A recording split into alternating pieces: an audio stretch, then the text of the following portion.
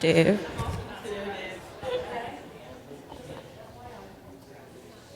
Hey, Dave. Or, I turned it on. Really? Yeah, it just started. All right. Thank you. Sorry. Don't have a keyboard. I can.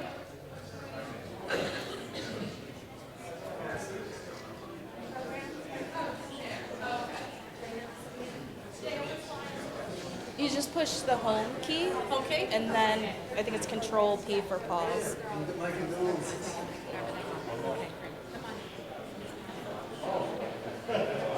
We're just waiting for. Okay. Sorry. You what? We saw Freedom Rising, and I Oh, said, that's good. yeah, they loved it. And then they got to see the signers, so I said, "Well, during the break, you can come back. If you haven't seen. So I can make Jeff grab them and bring them Okay, so that good. they can see it. Good. Jim Caesar was in Signers Hall taking selfies with Yes. the founders. Yes, I know. That's what you want them to do. You want them to have fun. Now, they're okay where they're sitting? Is everything okay? Or do they need certain areas? No, so all the panelists know, and moderators, that they have the front row reserved. So they're And then good. they're just sitting anywhere. Exactly. Everywhere else is anywhere in the hall.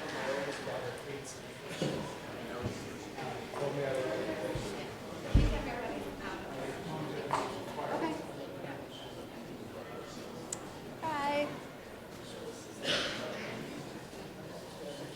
So are we good to go? Not, I mean, just EV wise. Okay. Just want to make sure when Sit Jeff, wherever you like. when Jeff walks out, it's not going to be like, is this on? Is he using the podium mic? He said it works. I like your necklace. Thank The you. love I story. got it at a little, it's like a boutique store at open house.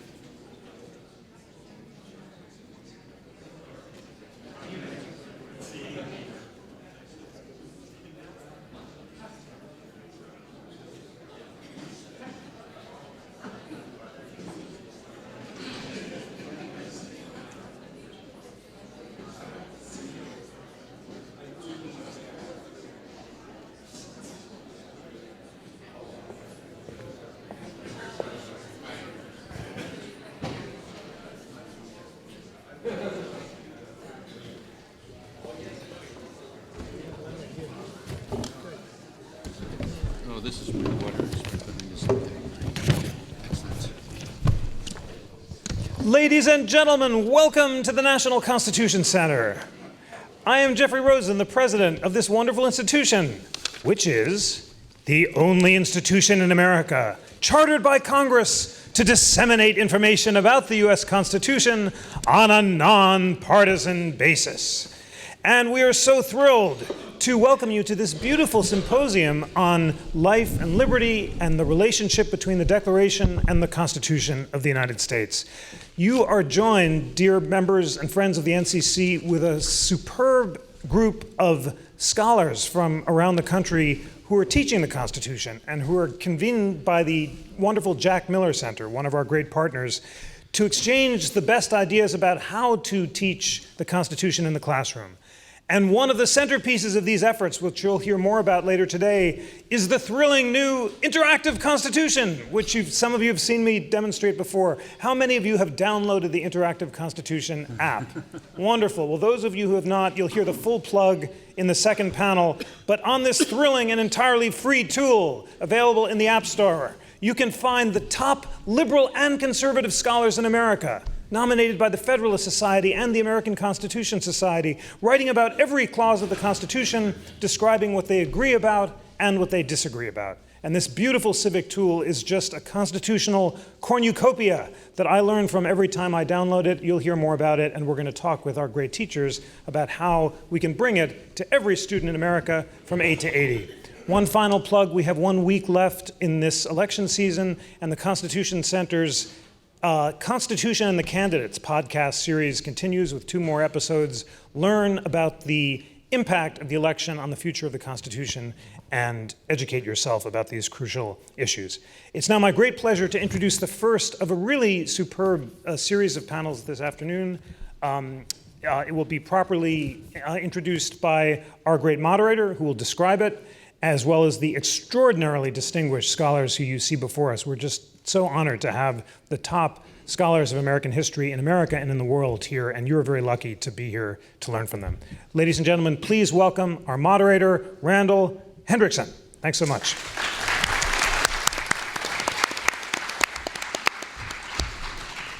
Thanks very much for that, Jeff, and thank you to the NCC for hosting this really remarkable event. Such an impressive institution. Can you hear me now? Okay. Showbiz. So this is the sort of panel that'll make a moderator feel small. I'm going to introduce all 3 of my distinguished colleagues here now, starting with Elijah Gould, who is professor of history and chair in the history department at the University of New Hampshire. The main focus of Professor Gould's scholarship is the American Revolution, with an emphasis on what he calls the outer history, the revolution's outer history in the Americas, Africa, Europe, and the modern world.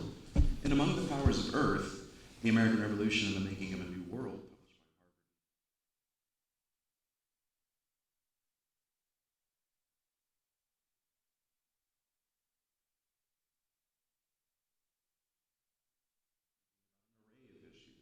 including federalism, Native American treaty rights, and the abolition of slavery. The book has been widely praised, including on the Wall Street Journal's op-ed page and by Noam Chomsky.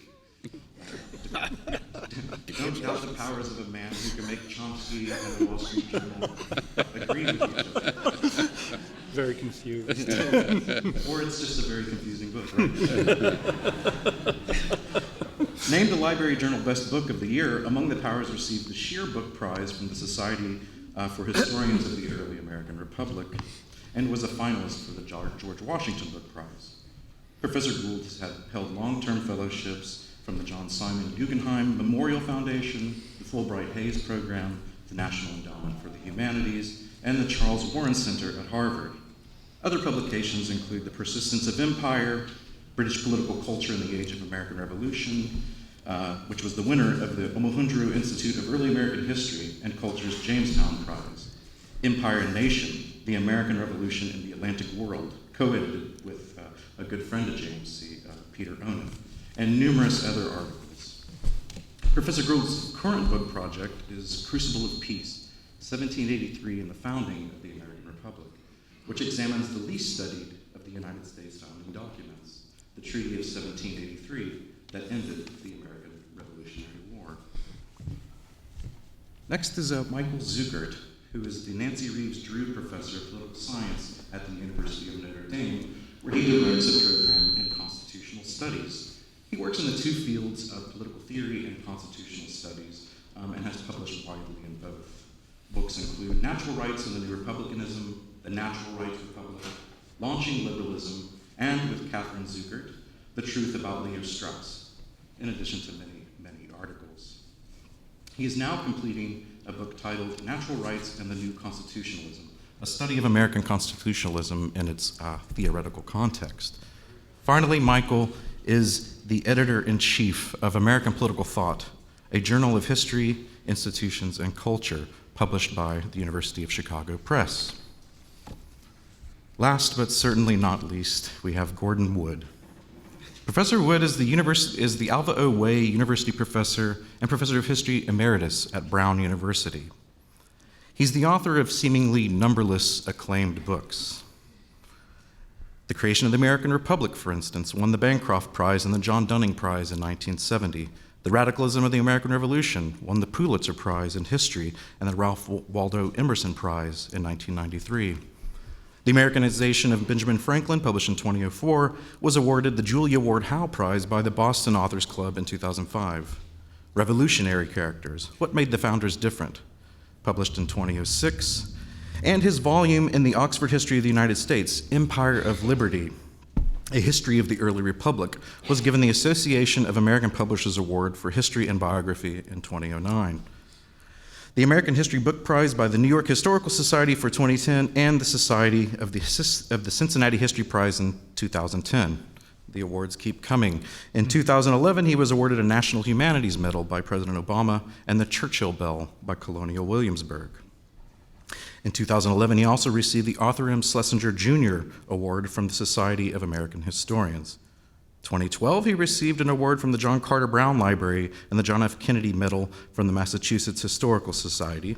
And finally, in 2015, he received the Centennial Medal from the Harvard Graduate School. Professor Wood is a fellow of the American Academy of Arts and Sciences and of the American Philosophical Society, and I have a feeling he might have landed on the moon with Neil Armstrong, but that wasn't included in the biography. Please join me in welcoming our panelists.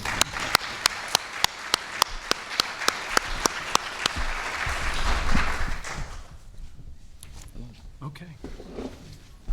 Well, thank you very much, Randall. Thanks to the Jack Miller Center, and thank you to the Constitution Center, the National Constitution Center. It is a real pleasure to be able to participate in this conference and in this roundtable. So I took as my writ to talk about the Declaration of Independence with particular attention to how we teach it. And I have to say, in my own courses, I am often struck by how underprepared today's students are with respect to the most basic facts of American constitutional and political history.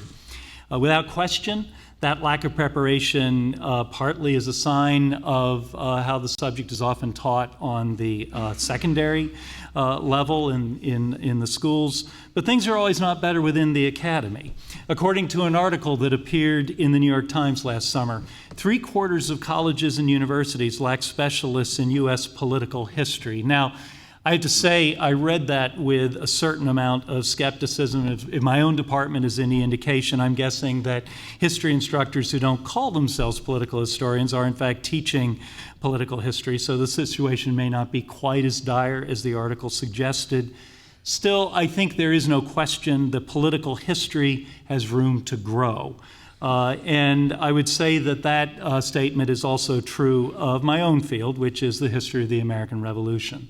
The list of departments that don't have specialists in the field is long and distinguished. So the question is, what should we do? Well, let me start by saying what I think we shouldn't do, which is to put in place mandates and requirements that force secondary schools, and for that matter, college departments, to get political history and the American Revolution back onto the curriculum. As a department chair, I know that historians and faculty in other departments can't afford to ignore such top-down mandates. However, it seems to me that the way to get the history of political history and the history of the American founding back into the classroom is to make it so fascinating that students, teachers, and administrators want it to be there. All too often, we treat the Declaration of Independence and the Constitution as the Brussels sprouts of American history. Now, I happen to like Brussels sprouts, but not everybody does. Rather, I think we need to make them so tantalizing and exciting, so much that the drivers of curricular decisions simply can't resist. And of course, the most important drivers of curricular decisions, as everyone knows, are our students. To take the obvious example du jour, if the life of Alexander Hamilton can become the hottest ticket on Broadway, it seems to me that there is almost nothing about the American founding that can't be brought before students and teachers in new and exciting ways. And as Lin-Manuel Miranda has shown, there are many, many different ways to do this. So I certainly would not claim that what I have to say here is even close to the final word on the subject. There is many different paths to making the revolution fascinating as there are teachers of the subject. Okay, so, well, here's what I do. When I teach the Declaration, the first thing I do after having students read the text, and of course it's a remarkably concise document, it fit on a broadsheet in 1776, so set aside 5 minutes, they read it, and then I ask them, who gets to decide who gets to be an independent nation? Is it something that anyone can do, any group? Is it something that we could do right now? Become History 605 Nation, the course number of the course I teach, or the Jack Miller Center Nation, or the National Constitution Center Nation. Think Red Sox Nation. I'm teaching up in New England. What would happen if we did? Would anyone believe us? What would have to happen for people to take us seriously? You get the picture. Nations, especially post-colonial nations, such as the United States was in 1776 and the decades that followed, are indeed self-made polities. They become independent because they decide to be, but they also need to be accepted by other nations in order to succeed. Well, among other things, this insight is a way of reminding students that the Declaration's, quote, self-evident truths about life and liberty, the title of this panel, appear in the document's second paragraph.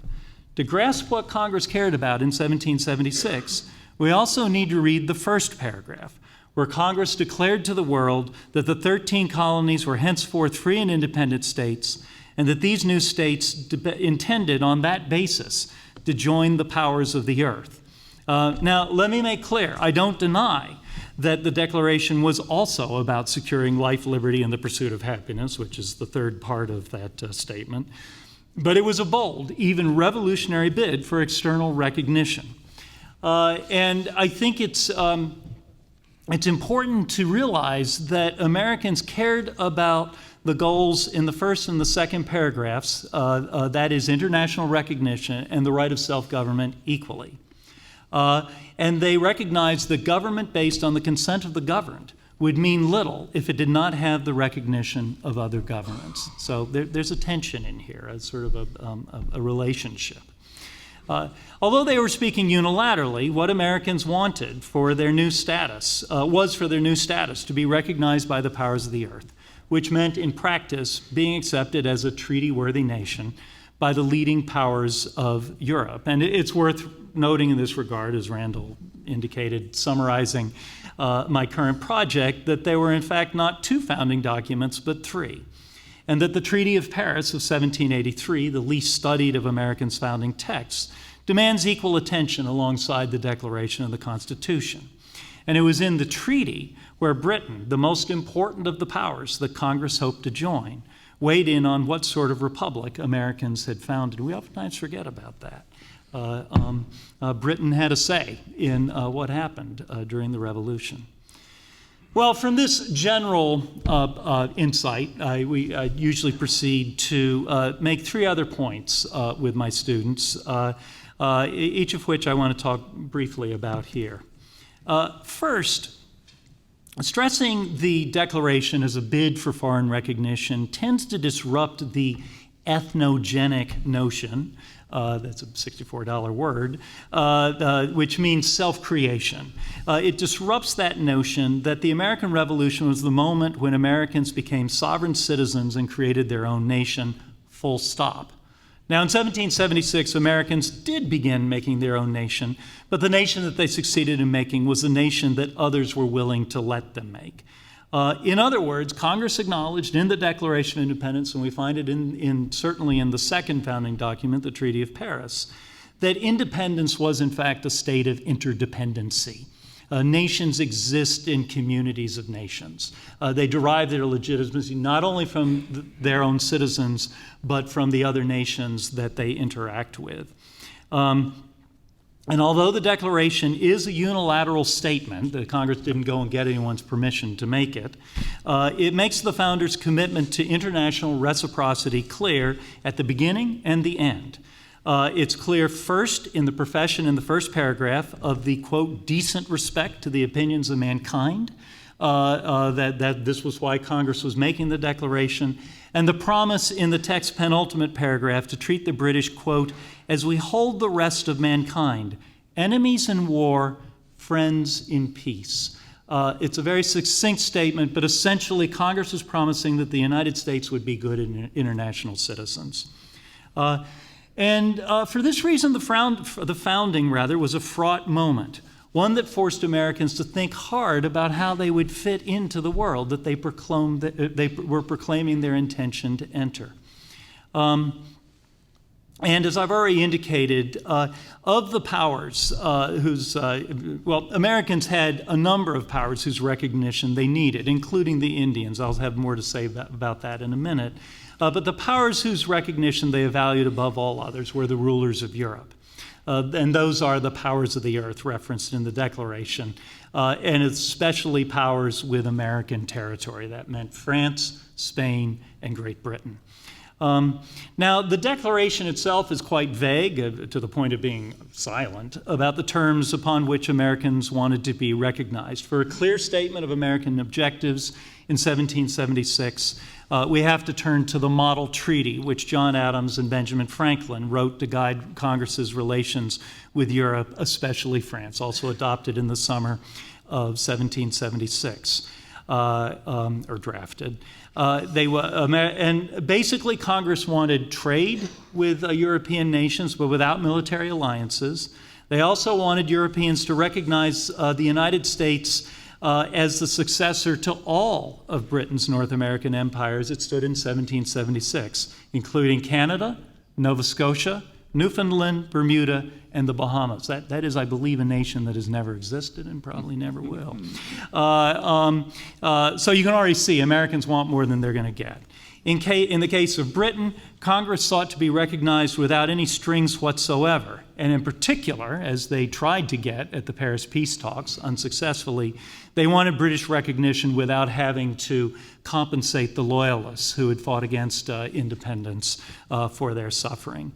In the Franco-American Treaty of 1778, where France recognized the United States and entered the war in alliance with Congress, and the Treaty of Paris, Congress was forced to yield on each of these goals. And in the 11 years that separated the Declaration from the Constitutional Convention, one of the central questions for all Americans was how to balance the Declaration's first and second paragraphs, if you will. That is, the citizens' right of self-government against the need for a government or union of governments that the powers of the earth, meaning Europe, would respect and accept. In the Constitution, the framers ultimately decided that they are willing to limit the rights of the people, as represented in the states, in a number of key areas, especially by checking the powers of the states and granting the federal government new fiscal and judicial powers. The most controversial of these, of course, was the power to tax. And as I believe everyone knows, taxes go up as a result of the American Revolution, not down. There were Americans who only cared about taxation. After the Revolution, they generally moved to Canada, where taxes are about a fifth what they are in the United States. So the Constitutional Convention, the decision is made to create a much stronger federal government with powers that Americans initially would not have granted to that central government. But they accepted those checks in the belief that they are acting to place the right of self-government on a more secure and enduring footing. So it's a compromise. Well, that's a very important point. It's one that we spent a lot of time in my classes talking about. There's a second point that I make, and that is that the independence the Congress proclaimed in 1776 turned out to be quite contagious and appealed well beyond the 13 states whose representatives declared independence in Philadelphia on July 4th. There are really three very interesting categories of people who picked up on Congress's invitation as they saw it. The first were British settlers in places that weren't yet states. Probably the most famous of these, at least in the part of the United States I come from, is Vermont, whose people lived on land that they had been granted by the colony of New Hampshire, but in territory that the Crown ruled in 1764 belonged to the colony of New York. It's a disputed territory. The people of Vermont settled this problem, at least in their own minds, in 1777 by declaring independence from New York and opening negotiations with both Congress and Britain.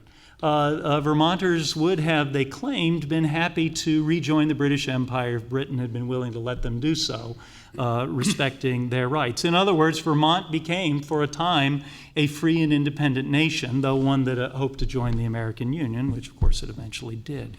There were other claimants to independence. The Transylvania settlers in what is today Kentucky, the states of Franklin and Cumberland in Tennessee, the District of Maine. I'd hope to have a map up that I don't have here. The most interesting of these, in some ways, I think, are the settlers in Connecticut's Western Claims. And I don't know if you've seen Abel Buell's wonderful map of the United States in 1784. It shows the borders of Connecticut extending all the way to the Mississippi River, including through the northeast quadrant of Pennsylvania. I'm from Pennsylvania, and this is a moment for my New England students and us to sort of feel the love together.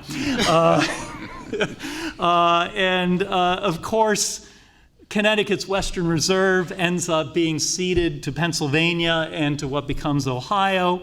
Though if you listened to the World Series last night, you would have heard a charity that was mentioned on the public address system, the Western Reserve. The Western Reserve still lives on very much in northern Ohio. It's more New England than New England itself, a real bastion of abolitionism in the lead up to the Civil War, and still a real center of liberalism in the state of Ohio. Very interesting history. Anyway, so we see this push for independence in some of these outlying regions. Another group, really interesting, who make claims to independence are some of the Loyalists. In East Florida, again, the map would make this easier. East Florida was a British colony from 1763 to 1784, when it was returned to Spain. At the end of the Revolutionary War, it was returned to Spain. It had become a Loyalist enclave. In the lead up to the handover, a group of Loyalists actually briefly declared independence from Britain and Spain and tried to create their own little independent enclave. Another, even more interesting group are the Black Loyalists who left New York with General Carleton's army in 1783. A number of them go to found Sierra Leone, which, although it became a British colony, starts out as a kind of independent black nation under British protection. One of their number is a man named Harry Washington, who had escaped to freedom from a farm called Mount Vernon. And he builds a farm overlooking Freetown that he calls Mount Vernon. The Black Loyalists also were founders, and although they had fought against the United States, they carry some of these American principles in the Declaration with them. Probably the people with the best claim to be independent, though, other than the 13 states, actually probably with a better claim in 1776 to be independent, are the Indians. Although they appear as merciless savages in the Declaration and are not mentioned at all in the Treaty of Paris, the Indians were, in fact, very formidable political and military powers with whom Congress and the states would eventually have to treat. The peace that did come to Indian country, and it was another 10 years in coming, was a negotiated peace. Repeatedly insisted that they too were a free and independent people. One of the most interesting examples are the Creek Indians. As students of constitutional history know, the first treaty under the Constitution of 1787 the Washington administration negotiated was not with a European power, it was with the Creeks at the Treaty of New York, and it is the precedent-setting treaty in terms resolving the relationship between the president and Congress. So in each of these cases, of course, these claims to independence generally came up short, with the exception of Vermont, which got what it wanted. Most of these other groups had to settle, and that includes settlers in the Northwest Territory, Kentucky, and Tennessee. The admission to statehood came with conditions. Recognition was not a carte blanche, and I'm going to move to my final point here, but that's an important point to bear in mind. That so recognition impinged upon the right of self-government even as it empowered it. It's a very complicated relationship. Okay, the final point, and it's a fairly quick point that I make with my students, is that emphasizing this international context reminds us that the Declaration was, like the United States' other constitutional founding documents, a political document. There can be a tendency to see these as transcendent, sacred documents, but they are documents that, whatever their effects have been, were grounded in the politics of the day. I think that this is important because it underscores two subpoints within this category. First is that even the greatest documents contain tensions and inconsistencies. In the case of the Declaration, it's between the first and the second paragraphs. It turned out to be difficult to square those two, though it could be done. The second point is that, like all political documents, these were documents that depended upon the art of politics, on compromise. And that the ability of the founders to compromise in Philadelphia and throughout the founding period is a hugely important part of this tradition. It is one of the reasons why these documents have lived as long as they have. And we are all today beneficiaries of the deftness and wisdom with which they practiced the art of politics. May it continue to be so.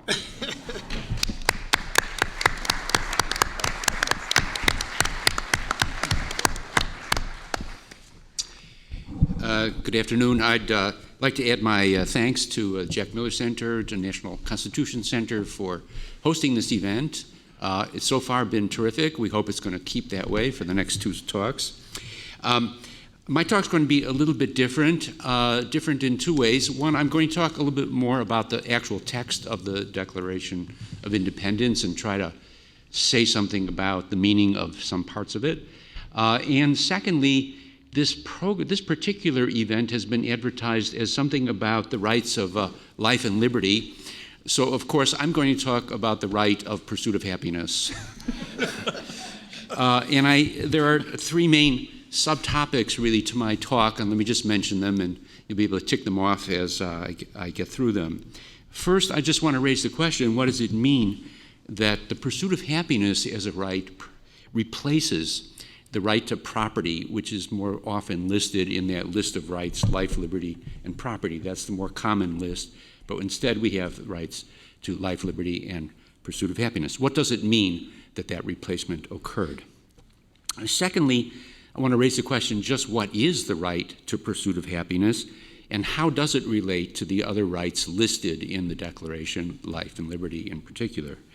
And then thirdly, I want to raise a question a little bit more abstruse and perhaps a little scholarly. What kind of right is the right to pursuit of happiness? What does it give us a right to? So the Declaration, to repeat, lists a group of unalienable rights that we all have: life, liberty, and pursuit of happiness. It lists these as among those rights with which all men are endowed. That is, it's not meant to be an exhaustive list of rights, but these rights are among them. Although the Declaration substitutes pursuit of happiness for the right to property in the inherited formulation that they inherited partly from Locke, partly from common law, that list being life, liberty, and property. And there are scholars out there who believe that that substitution is very significant. I want to contest that idea, that the substitution was significant in the way that some scholars take it, at least, as meaning that the Americans were rejecting the idea that there is a natural right to property. Now, the general usage of the day, I think, suggests otherwise than what these scholars I just mentioned were proposing. In a very important document for the Declaration, the Virginia Declaration of Rights, which was very influential on Jefferson as he drafted the Declaration of Independence, the Virginia Declaration of Rights had affirmed, and I'm quoting, certain inherent rights possessed by human beings, namely, it says, the enjoyment of life and liberty with the means of acquiring and possessing property and pursuing and obtaining happiness and safety. The Massachusetts Bill of Rights, the main draftsman of which was John Adams, who was also a member of the drafting committee of the Declaration of Independence, had its list of what it called natural, essential, and inalienable rights, and that list included the right of enjoying and defending their lives and liberties, that of acquiring, possessing, and protecting property, in fine, that of seeking and obtaining their safety and happiness. So both of these parallel statements clearly incorporate Jefferson's right, or what Jefferson put into the text, right to pursuit of happiness, along with the natural property right. The authors and the adopters of these various texts do not seem to see the right to pursuit of happiness and the right to property to be in any way incompatible. In fact, much evidence suggests that Jefferson did not do so either. For instance, in a very important letter that he wrote on rights, one of the places where he gives more of a statement about rights than he normally did, he firmly stated his belief that a right to property, this is quoting Jefferson, is founded in our natural wants, in the means with which we are endowed to satisfy these wants, and the right to what we acquire by these means. The text of the Declaration itself suggests that property is there considered to be among the natural rights. As all school children recall, perhaps it's the only thing that school children recall. Those of you who are teachers can clarify that for us.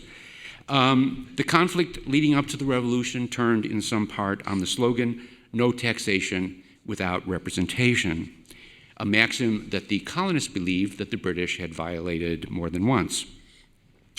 This belief is incorporated in one of the grievances against the king, that grievance being that he assented, or he gave his assent to Parliament's acts of pretended legislation for imposing taxes on us without our consent. Now, the British denied this charge in part on the ground that Parliament, a representative body, had imposed these taxes, and that was sufficient representation or consent to make the taxes legitimate under the British Constitution. Now, the Americans strongly rejected that interpretation of the British Constitution via an appeal to the doctrine of the natural right to property. According to that doctrine, it is not enough that just anybody at all consent to taxation, but only the property owners who are being taxed, either themselves or through their representatives. These people must give consent, not other people. That interpretation of the Constitution, which was not unequivocally commanded by traditional British constitutional law, appeared to the Americans to be the only possibly correct interpretation because it was the one that recognized the right to property as a right. That the property owners themselves or their representatives must consent to taxation reflects the fact of real ownership, and thus the right of owners not to have their goods merely taken from them, even by so-called authorities. If property may be merely taken, then there is no real recognition of the right to property as the exclusive and rightful possession of the owner. What can be taken away is not property. The inalienable right to property is secured in government, not through one's inability to alienate property, as is sometimes believed, as though the inalienable right to property is the equivalent of the right to inalienable property, not so, but through government's recognition of the citizen's property by supplying protection for that property when, for example, other citizens attempt to seize it or interfere with it in some way, and through the government abstaining from seizing or damaging it itself. The unequivocal affirmation of the grievance of taxation without consent thus contains as a background assumption the affirmation of the property right, despite the absence of that right from the list in the second paragraph. That list, it should be recalled, did not claim to be exhaustive. It merely gave some among the human rights. The question, of course, still remains, why did Jefferson and his drafting committee, why did Congress and the American people omit the right to property from the list of rights in the Declaration when the right is affirmed by implication and was widely appealed to in the entire period of conflict with Britain leading up to the Revolution? Now, any answer to this question must be speculative because we have no solid evidence on this. I'm going to suggest two reasons why that might have happened. First, there is the matter of euphony. As has been persuasively argued, Jefferson composed the Declaration with an ear to its being read aloud, and he was therefore very conscious of meter and smoothness of flow of the prose. The phrase life, liberty, and pursuit of happiness suits oral presentation remarkably well, as its power to stay in the mind and trip off the tongue attests. The addition of property to the list would make for a much more cumbersome phrase, as can be seen by reading aloud either the Virginia Declaration formulation or the Massachusetts Constitution formulation that I gave you earlier. Now, since the list given is identified only as a sample of the rights that people possess, the omission of a recognized right for euphonic reasons would not in any way compromise the meaning of the document. Also, there is the specific context of the Declaration of Independence, the second reason I'm giving, as opposed to many other colonial documents and proclamations leading up to the Declaration. The Declaration does not specifically invoke the right of property, although not rejecting it either, because this document no longer exists to lodge a protest against British misrule and injustice, but rather to defend and explain the decision to sever ties. In the context, this meant war. The severance of ties surely occurred in part because of the perceived threats to the right of property, as well as the rights explicitly mentioned in the text. The property right, like all the other rights, is equally held by all persons, but the object of the property right is more obviously unequally possessed than are the objects of the other rights.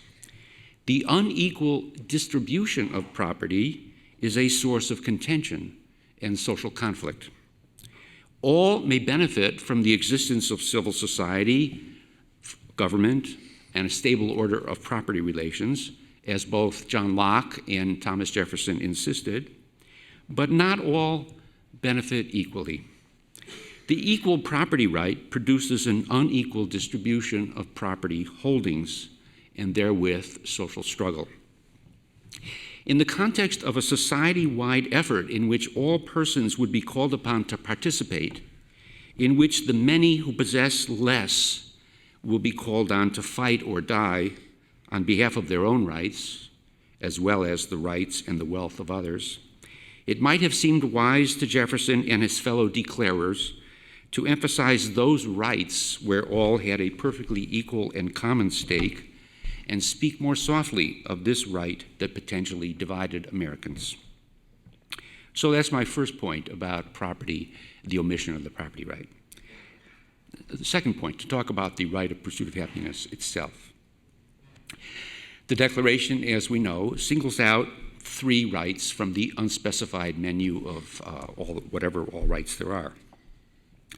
The rights listed have a systematic coherence, I would say. The right to life is a right to what is most one's own, one's life. Given the nature of a human life, it is difficult to see how it could be anything other than one's own. How could it, in any sense, belong to others? Given the dependence or the base of life in the body, the right to life must contain a right to bodily immunity, the right not to have one's body seized, invaded, or controlled by others. The right to liberty extends the right to life, not only does one possess a rightful immunity against the violation by others of one's body, but one has a right to the use of one's body. We can take control of our bodies and invest our body's movements with our intentions, with our purposes, with our goals. The natural right to liberty proclaims the prima facie rightfulness of active intentional use of the body. The tacitly present right to property involves an extension of rights from the sphere of one's own life and body and actions into the external world. It proclaims the rightful power of human beings to make the external things their own in the same way they can make their bodies their own.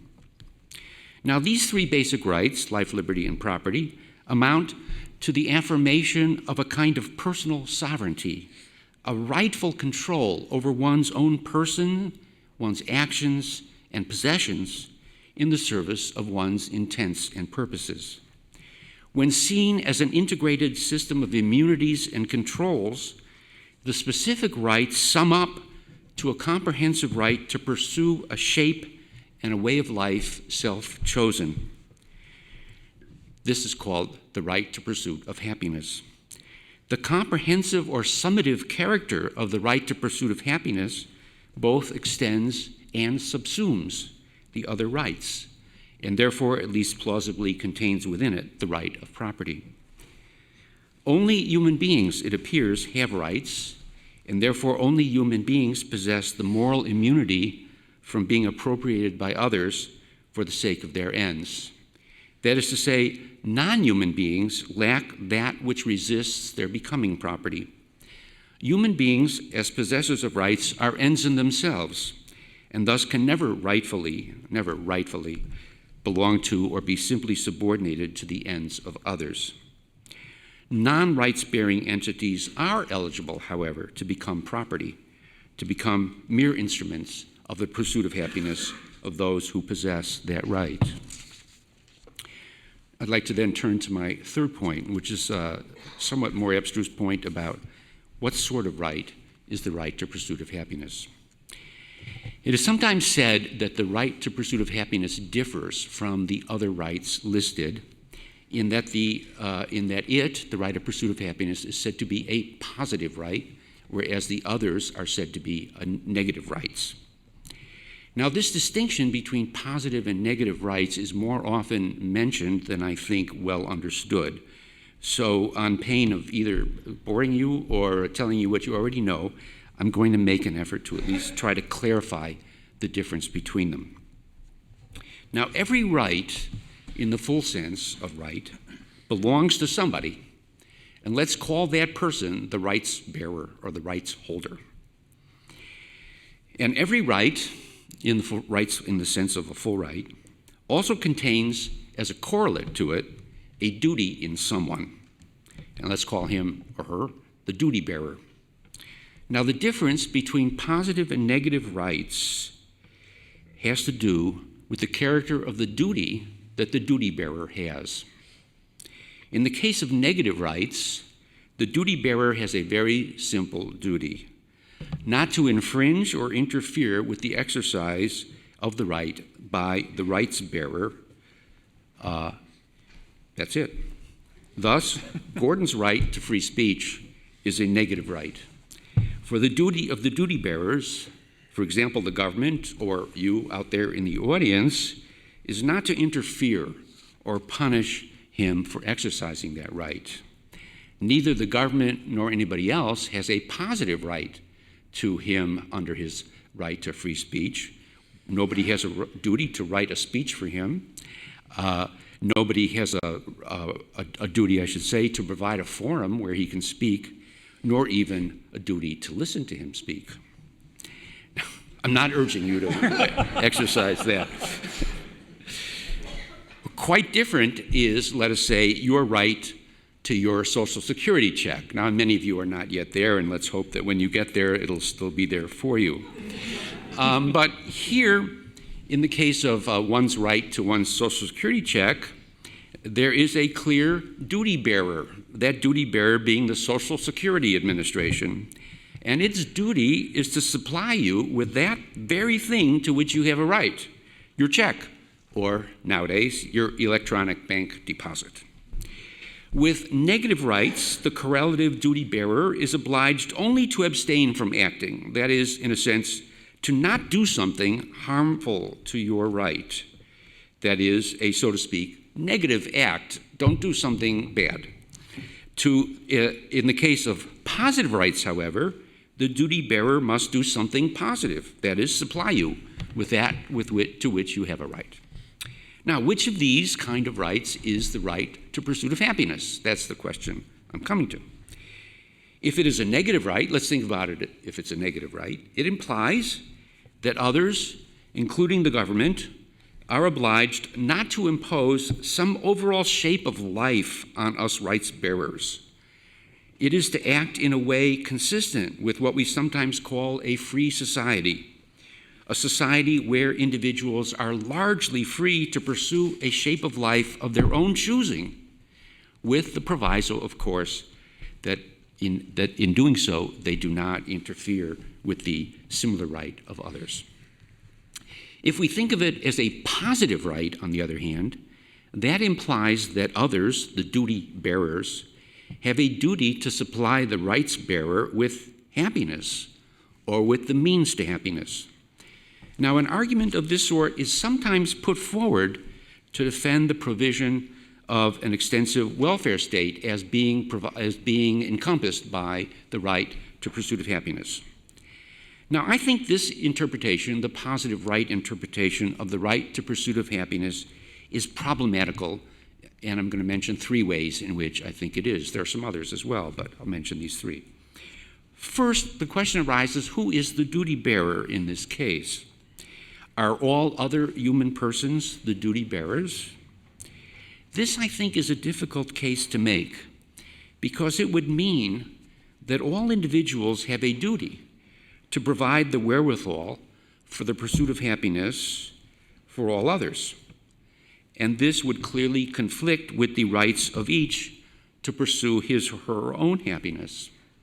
On this reading, the correlative duty would swallow up or negate the right to which it is a correlate. So that's point 1.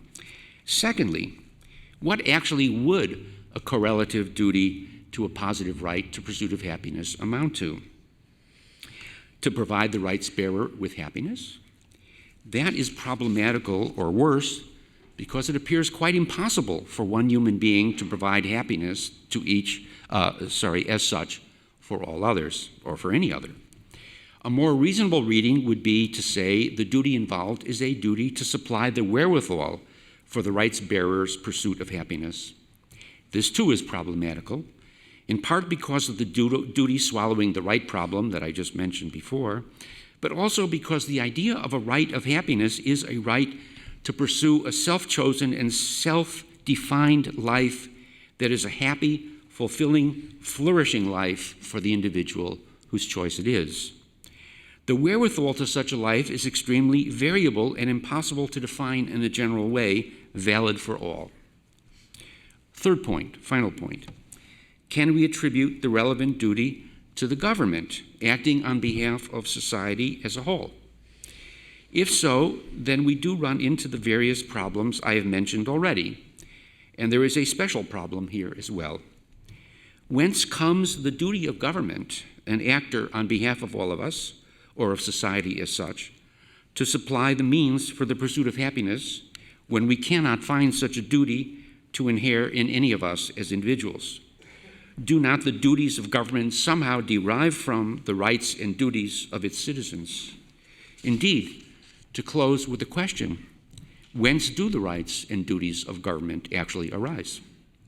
Now, without attempting to answer that last question, let me just conclude that the weight of argument, in my opinion, clearly favors the conclusion that the right to pursuit of happiness is also a negative right, and indeed is the primary statement in the Declaration pointing to the character of the society meant to be established under that Declaration, that is to say, a free society. Thank you.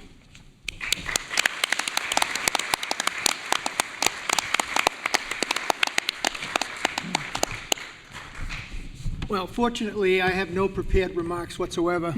I'm talking about the Declaration later this evening, so I'm just simply going to comment on what my two colleagues here, I was assigned to watch over them, make sure that they said the right things to keep them honest. I'll make a couple of comments and then we'll open it to the floor. I think that Professor Gould is absolutely right about his emphasis on the outside world. It was addressed to a candid world, and if we didn't win over alliances with French and then later Holland, we would not have been a real free state. You had to be accepted by the outside world to justify your independence as a state.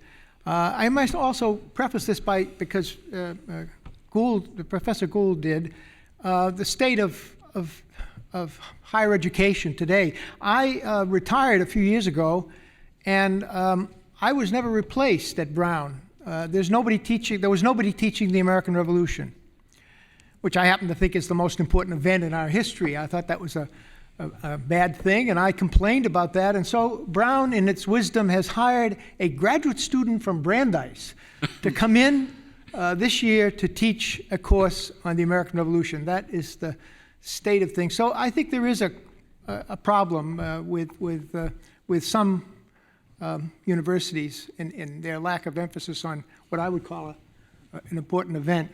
But I want to underline what Elijah Gould said about the international importance of the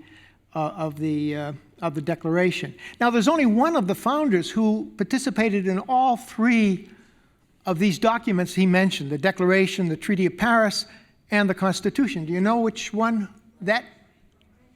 Franklin is right. It's the only one who was at all three places. Jefferson and Adams, if they had not been in missions abroad as ministers, would surely have been at the Constitutional Convention. Now, I think what's interesting also about the Declaration, that it is a declaration of 13 independent states. They don't have a treaty yet that united them. The Articles of Confederation were drawn up later and actually not ratified until very late in the game in March of 1781. That's only 6 months before Yorktown, which essentially ended the Revolution, or at least destroyed the British will to continue. So you have 13 independent states who, in their wildest imaginations, nobody, as far as I know, imagined the kind of federal constitution that was created 10 years later. I mean, there's no letter, there's no wild dream expressed by anybody to envision that kind of strong central government. And we know it's strong because it's the one we've got. So something had to happen in those 10 years. The Articles of Confederation were essentially created something akin to the EU. That would be the best way to understand it. It's not an early version of the Constitution. It's a treaty among 13 states, and they still see themselves as sovereign. And they had problems. And the Congress is a substitute for the Crown. So the Congress, because the Crown cannot tax and the Crown cannot regulate trade, so the Congress, the Confederation Congress, can do neither of those things either. That's one of the reasons why they have those limits. That Congress is limited in taxing and regulating trade. It's because it's supposed to play the role of the Crown. The Crown can do many things. Prerogative powers. It can print money. It can create courts. Can declare war, wage war. All that the Congress could do. But what it couldn't do was print money, tax its people. It could print money, and it did. So something had to happen in those 10 years, and it's just not the weakness of the Articles. That's a cover that enables, by 1786, I would say the whole political nation, everybody who was interested in politics was ready to give the Congress two additional powers at least, the power to tax and the power to regulate trade of the states. And they agreed to the convention in May with that assumption that that's what the convention would do. Essentially, Madison and his colleagues hijacked that reform movement, and instead of reforming the Articles, they scrapped them entirely and created an entirely new kind of government, the kind of government we have today that reaches directly down to individuals. Madison was much more concerned about the excesses of democracy in the states than he was with the weaknesses of the Confederation. They were an excuse, if you will, that would enable him to call a meeting and create something entirely different from what very few people expected. Many people did not expect the kind of strong central government that came out of the convention. Now, to turn to what Michael Zucker said, I agree with him completely that happiness was certainly connected with property. In fact, I think I'll talk about this later this evening. I think you got happiness by acquiring property. Happiness is very much an Enlightenment, late 18th century notion. When we talk about life and liberty, we're really talking about Magna Carta. That goes back to medieval times. One could not have your life taken away except by judgment of your peers, and you could not have your property taken away except by your own consent. That's part of the common law that's built in from at least the 13th century on. But happiness, no, there's no mention of happiness in Magna Carta. Happiness is an 18th century phenomenon, and it has materialistic notions, but it's very much part of property. But what's interesting, of course, he did have the foresight to say the pursuit of happiness, because otherwise, if happiness itself were right, we'd be really in trouble. The difference between how I would approach this issue and how Professor Gould would approach these issues from Michael Zucker is the difference of two disciplines. He is a political theorist. Gould and I are historians, and so we have a very different view of the way we would approach these issues. Each has its own particular designs and programs, but they sometimes don't meet. I think I could just stop there and we could open up for questions. Questions? Please. Oh. By the way, there are 2 mic stands set on either side of the auditorium if it might help to hear your questions. Yeah. I appreciate your historical.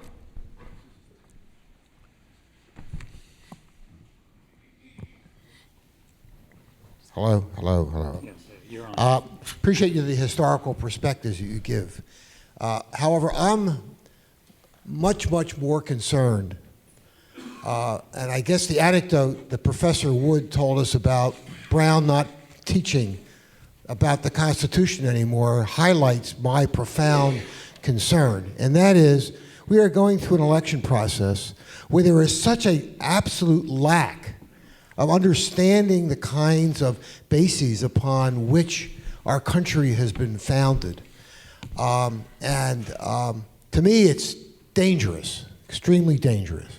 So my question to you is how are we going to deal with the aftermath of this election, but more importantly, how do we reconstruct an appreciation, understanding of what the Constitution was set up to accomplish? Thanks, Gordon. I mean, that's the $64 question, isn't it? I think we've allowed ourselves to become very ignorant and complacent about our constitutional history and traditions. And rebuilding that is going to be a long-term project. I sort of by nature, optimistic. I think it can be done. I think it's hugely important that we have organizations like the 2 that are sponsoring this, Jack Miller Center and the National Constitution Center. And it doesn't take a mass movement. You can have one really good teacher doing this sort of thing. Actually, a former graduate student of mine in the public schools in my hometown, both my children have had him. He's a fabulous teacher. And, obviously, they get some of this from dinner table conversation, but, I think the hopeful thing is that a couple good teachers in a school can go at least part of the way toward fixing it. But in terms of the national political culture, I believe that this republic is strong. I think we have a very strong political traditions, and I have to believe that we will rediscover what has in fact made us great. And I think there will be a movement back toward that. That's what I hope. Could I add just a little bit?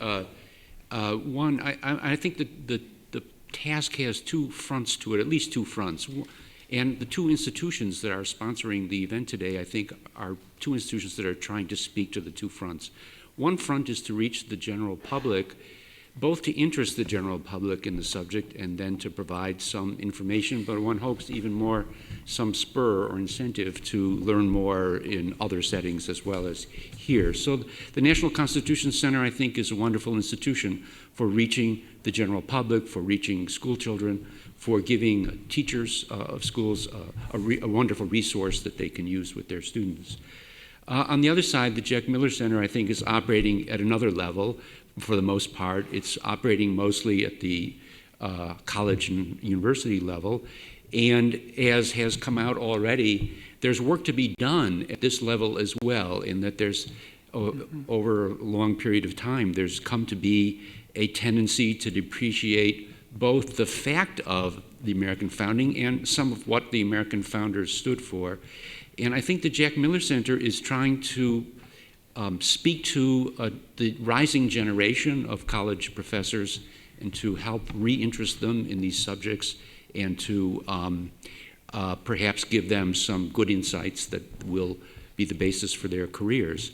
Among other things, the Jack Miller Center supports centers for the study of American constitutionalism all around the country.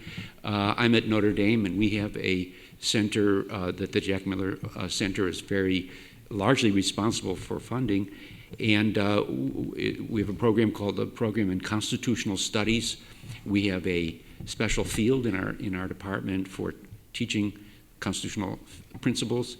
And we hope that what we're going to do is to produce the students who will then be the next generation of college professors, and that they will bring to their college teaching jobs this kind of knowledge and this kind of interest, and that they in turn will be the teachers of the next generation of high school teachers, who will then be the teachers of the next generation of ordinary citizens. And this will be at least a step towards what we think we need to do. Hi. Talking about the preamble and the we hold these truths to be self-evident. All men are all men are created equal. First of all, clearly, if George Mason were alive today,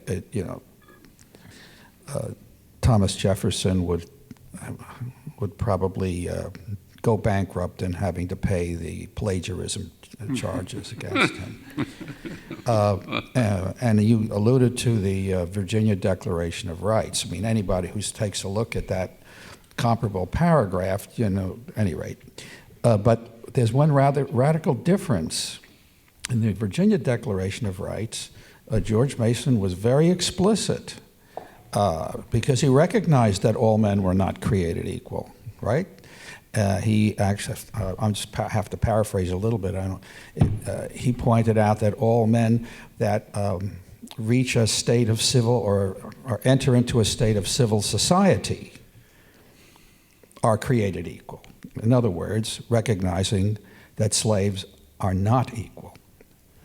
And I'm just wondering, because so much of it was, of course, lifted directly from the Virginia Declaration of Rights, how is it that stayed, and it stayed through all the drafts, Yet it was abundantly clear that while they were tended to be abolitionist-oriented in the committee, that was not the case for the Committee of the Whole, which eliminated, of course, that the largest part was eliminating the issue of slave ships and stuff that were promulgated by England.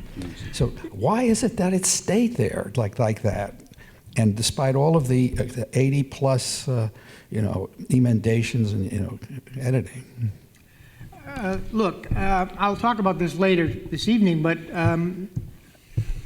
Edmund Randolph in the Virginia Convention or the Virginia Congress raised the issue of slavery. What is this going to do if you have this statement, all men are free and born free and equal?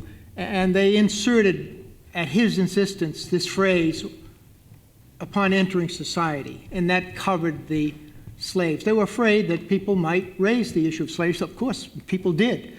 But I think that actually, that many people believed in the literal truth that all men are created equal. They believe that it's nurture, not nature, that distinguishes us. Now, you can argue with that, but that, I think, is a common assumption, and I would submit it's still a common assumption of Americans. That's why we put so much emphasis on education. Now, you can disagree with that, you can have all kinds of scientific studies, but I think it's a basic premise. But that's the issue. I'll talk about it later if others want to add, but there are lots of questions here. Why don't we? You want to say something? Could I just say something on that? Because I think there's not an affirmation of general universal equality. Jefferson, when he wrote that phrase, knew as well as any of us do that some people are smarter, some people are stronger, some people are better looking, et cetera, et cetera. But what he meant to affirm is that all men are equal in having natural rights. That's, I think, the clear meaning of that phrase. And that's not affected by whether or not somebody is stronger, smarter, or whatever. It also, Jefferson clearly believed that it did apply to slavery. That is, that it meant that slavery was an unjust institution. And many, I would say probably most of the people of the founding generation actually agreed with that. I agree. I disagree with that. There we are. So I'm curious, going back to the idea of the negative rights and the pursuit of happiness in particular, what role does reparations play in that, given as that there was definitely a taking away of pursuit of happiness for significant portions of our society, and we have still not made reparations for that? So you're talking about reparations for slavery, I take it? Yes, I mean, there's been things with the internment of Japanese internment. Right. Well, the reparations question doesn't really cut against or cut into the issue of whether it's a positive or a negative right. Because negative rights are rights which, if they are violated, there is often a right of recompense of some sort. And so even if we think of the right of pursuit of happiness as a negative right, we could still talk about reparations as a way of compensating for having violated that right. But that would be a conversation one would have to have. Is that an appropriate response, and so on and so. But yeah, I think that fits with the idea of it being a negative right. In fact, it fits better with it being a negative right than being a positive right. I mean, the question of reparations comes up very powerfully in the Treaty of 1783. It's reparation of loyalists. The American negotiators, peace commissioners, are very resistant. And ultimately, the treaty only pledges that Congress will recommend to the states measures to either compensate or restore loyalist property. But it's a major, major issue. And when the United States fails to act, the British government itself ends up acting. And the historians have begun looking at that question. So in that regard, reparations are on the agenda by 1783. The Cubans may use that as a precedent for themselves. Really? Well, yes. Why not? I have two brief questions which may have long answers. The first question is, 50 years ago, I was assigned to read Peter Drucker's book, The Future of Industrial Man, in which he called the American Revolution a conservative counter-revolution that kind of got out of hand. And the yes or no question is, would you agree with that? The second question is really about education. Professor Wood, when you described the situation at Brown and you hired a graduate student, this seems to be what's prevalent in the United States at the universities and colleges, where we have mostly graduate students and many PhDs teaching adjunct as an adjunct and can't really make a profession out of education any longer. What should we do about that as a society? And those are my two questions. Thank you. I would say the adjunct problem is a major one, and unfortunately, it's going to grow. I think it's because the universities, it's cheaper. Normally, Brown didn't hire, in the history department at least, any adjuncts. Anybody teaching for a fixed sum and having no retirement rights and so on, health benefits. This situation of hiring a graduate student to teach a course is very unusual. And I'm not privy to stuff because I'm retired. So that's a dangerous precedent to be set.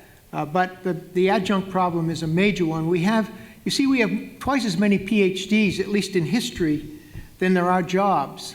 And so there are lots of people who are being exploited in the academy. And I see no easy solution. It's like the farmers. Nobody can control the output of the PhDs, and they're scrambling and they're taking all kinds of other jobs, and many of them end up as adjuncts. That's the sad state of affairs.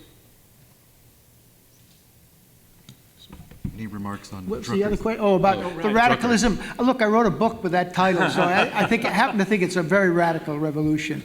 And it is, the world that emerges by 1820 is very different from what had existed in 1760. And all of the founders who lived that late died disillusioned with what they had wrought. They did not expect it to be so populist, so democratic, and they did not expect it to be so money hungry, so capitalist, particularly in the North. So it was a major change. And it created it was class driven. It was a middle class rising that transformed particularly the northern states. Just to go back to the situation of our colleges today, there seems to be growing up an intermediary category between what we normally think of as the adjunct and the regular tenured or tenurable faculty member. At Notre Dame, we have a special term for it, which I forget. But these are people who are hired on continuing contracts, which are not tenurable exactly, but they do have a tremendous amount of job security, actually. If you're doing your job in a reasonably good way, the job is pretty secure, at least at Notre Dame it is. And we're finding some of our, as we turn out graduate students, some of them are getting positions like this. They don't pay as well. The teaching load of compared to a tenure track position, there's much less space in your life for research or writing, but there is a good opportunity to teach. And the people who I know who have had this are actually fairly happy with it. I mean, given the alternatives, they're certainly happy with it. Yeah, we've had a situation similar to that at UNH. Yeah. We get two questions. I have a question especially for Michael Zuckert on the pursuit of happiness. And I'm wondering what you would think about the argument to push back maybe halfway, that this is a kind of mixed right. It's not simply positive, not simply negative. But if you say it's entirely negative, then it would seem to follow that we don't owe anything to that person who has gone through school and reached high school graduation, still can't read, doesn't have any job skills, doesn't even have good knowledge of civics or critical thinking skills. And on this argument, it would seem that we've met our obligation to that person. The alternative would be to say we have a minimal obligation to one another and to all of our citizens to get them at least to the starting point in a modern society where you absolutely need some fundamental education, that right isn't meaningful unless you've got the wherewithal to get further education and pursue your hopes and develop your abilities. And that, you know, if you take it to that point, then it doesn't encroach on the positive rights that the rest of us have to pursue happiness. Yeah, well, that's a good point, and I think, I mean, one answer, what I was trying to do was to explicate what the pursuit of happiness as a right could have possibly meant in the context in which it was originally formulated. Our ideas about what government owes to its citizens or what government ought to supply to citizens has, of course, grown tremendously from the time of the founding, including widespread public education. I mean, it wasn't universally, by any means, universally accepted at the time of the Declaration of Independence that publicly funded education was good policy or was accepted policy or was certainly not accepted as a right to everybody. We have come to redefine that, and perhaps being theoretically purist about it isn't the best thing we can do at this moment, that we have to deal with the evolution of our understanding of what governments ought to do that has happened, and within that context, think about what, you know, are we supplying the right kind, or the right kind of education or something like that.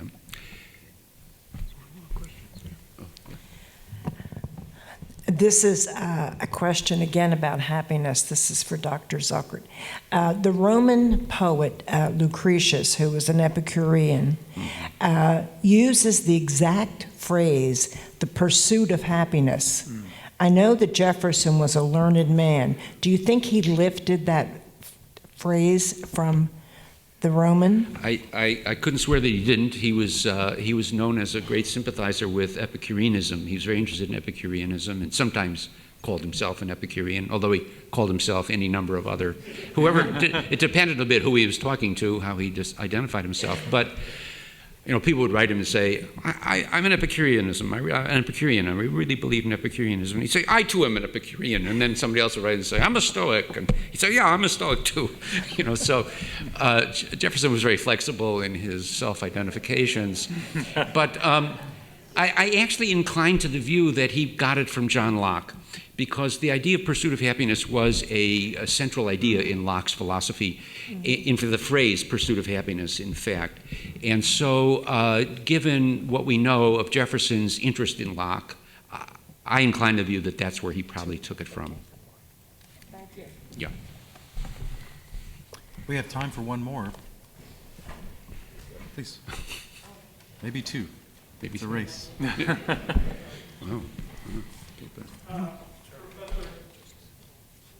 Professor Wood, it may well be that Madison hijacked the Constitutional Convention, although that sounds a little strong. But others would have argued, or may have argued, or did argue, that you needed a strong government, the kind that the Constitution described, to reach the goals of life, liberty, and pursuit of happiness. And while people didn't intend for that strong a union to be created, it needed to be created or organically create itself to reach life, liberty, and life, liberty, and pursuit of happiness that the Declaration described. Do you? Sure. No, I mean, Madison did not want to go down the road that many others wanted. You know, the conventional wisdom that if you had too much democracy, you should have more authority. I mean, that's what happened in Egypt. When President Morsi took over, he was elected in a very democratic election, probably the most democratic election that Egypt ever had.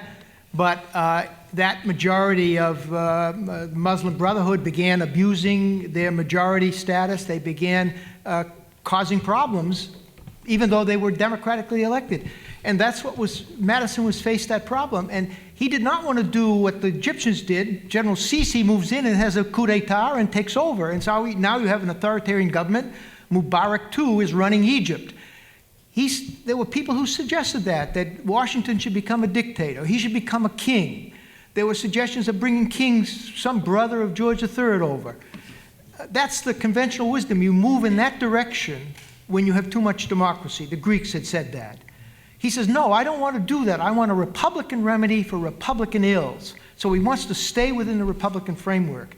But he did create an extraordinarily strong, particularly strong federal government. But he stayed, in his mind, within a Republican framework. So you're absolutely right. He was as much concerned with life, liberty, and the pursuit of happiness and property. I mean, his minority happens to be one we're not very concerned about these days, creditors, but he felt that this minority was being abused by state legislatures that were running amok.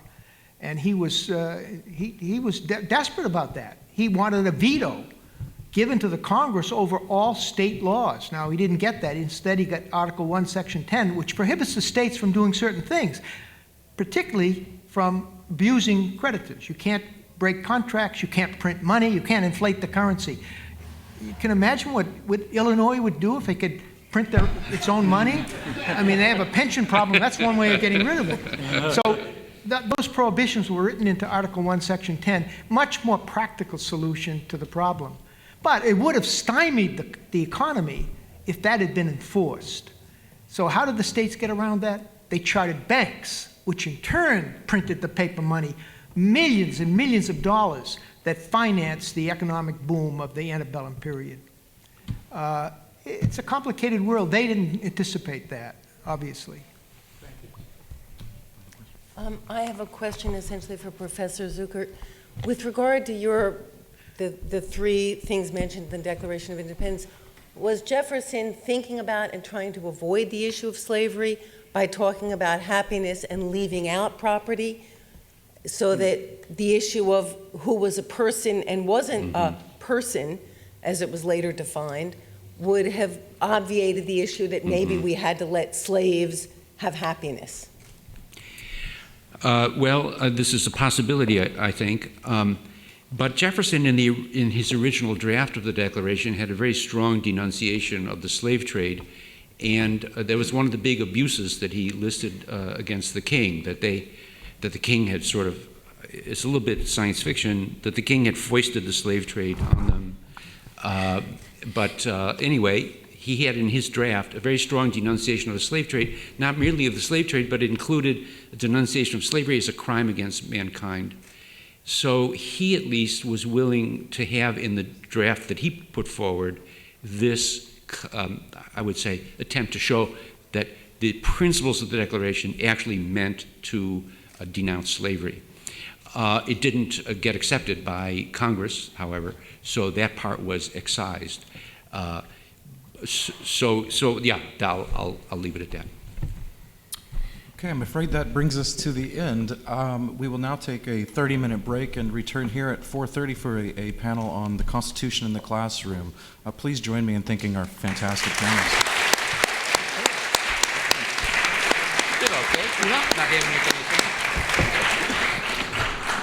Good stuff. I do. I disagree.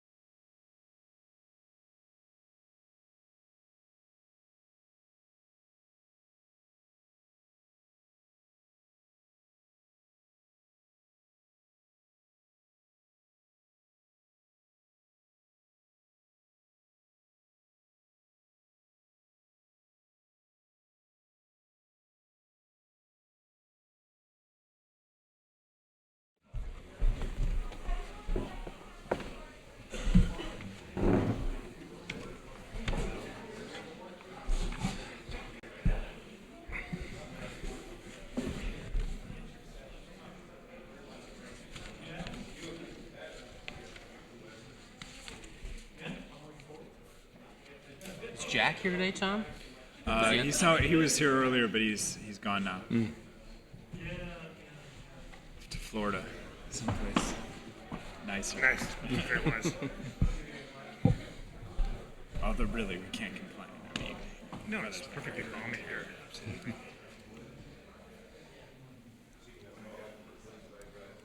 That was a great meeting.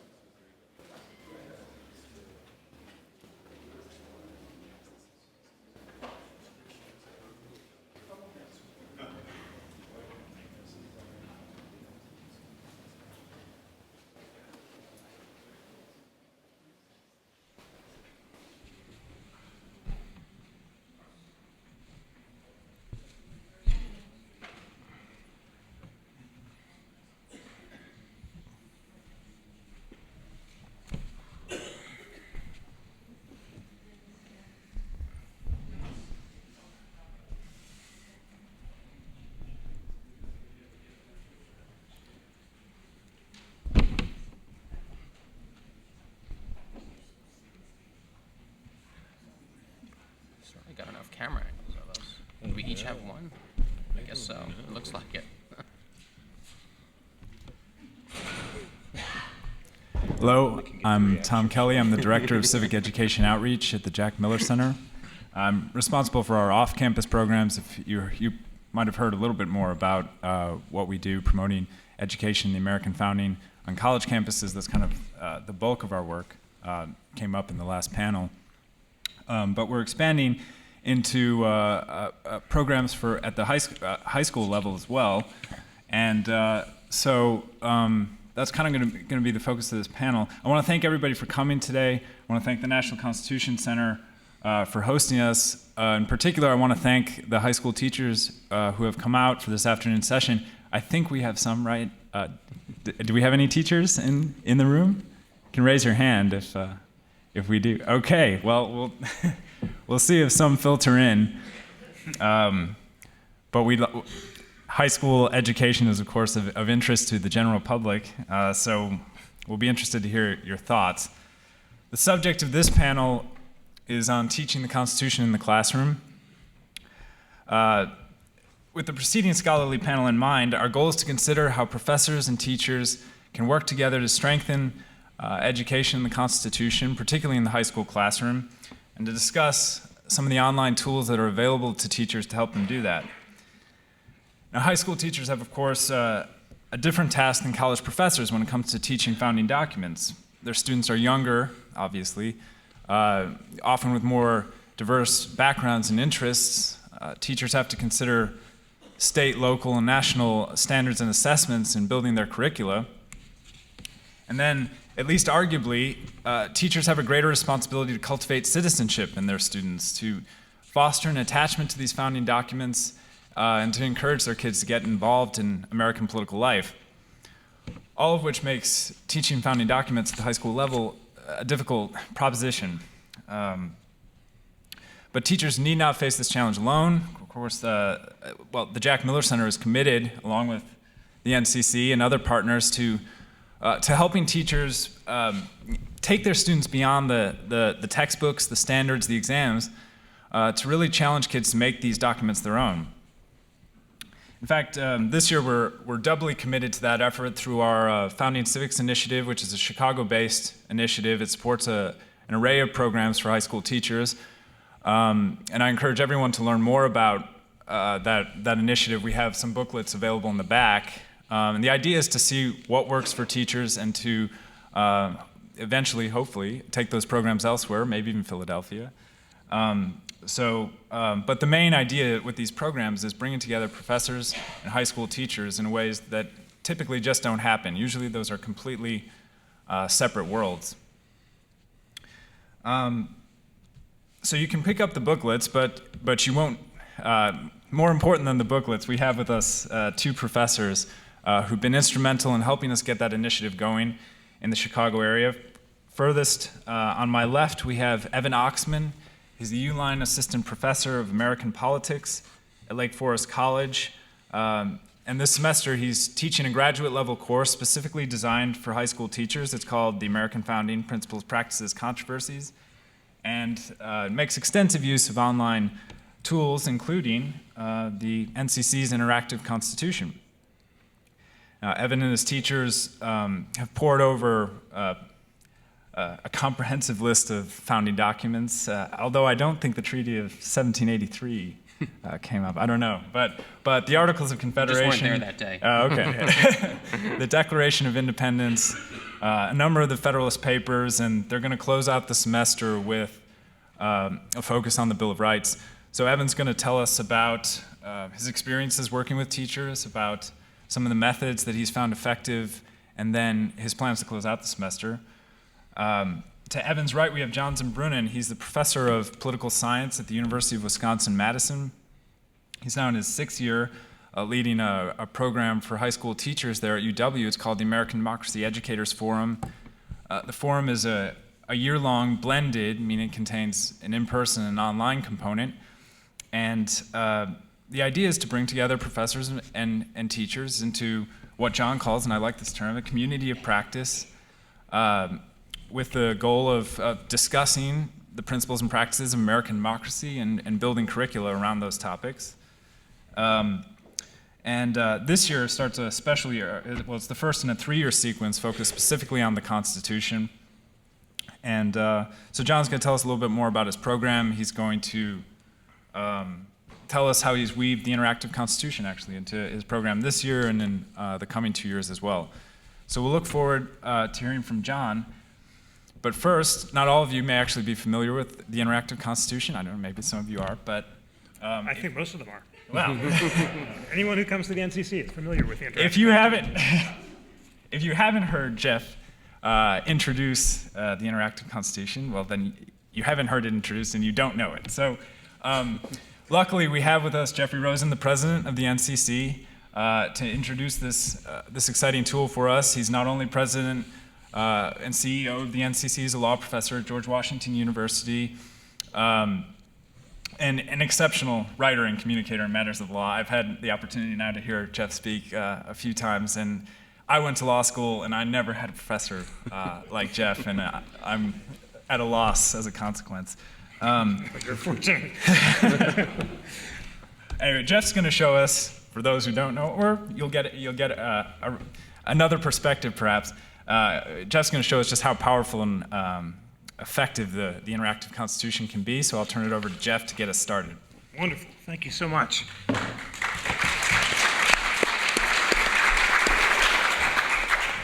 So, ladies and gentlemen, who has seen me demonstrate the interactive Constitution?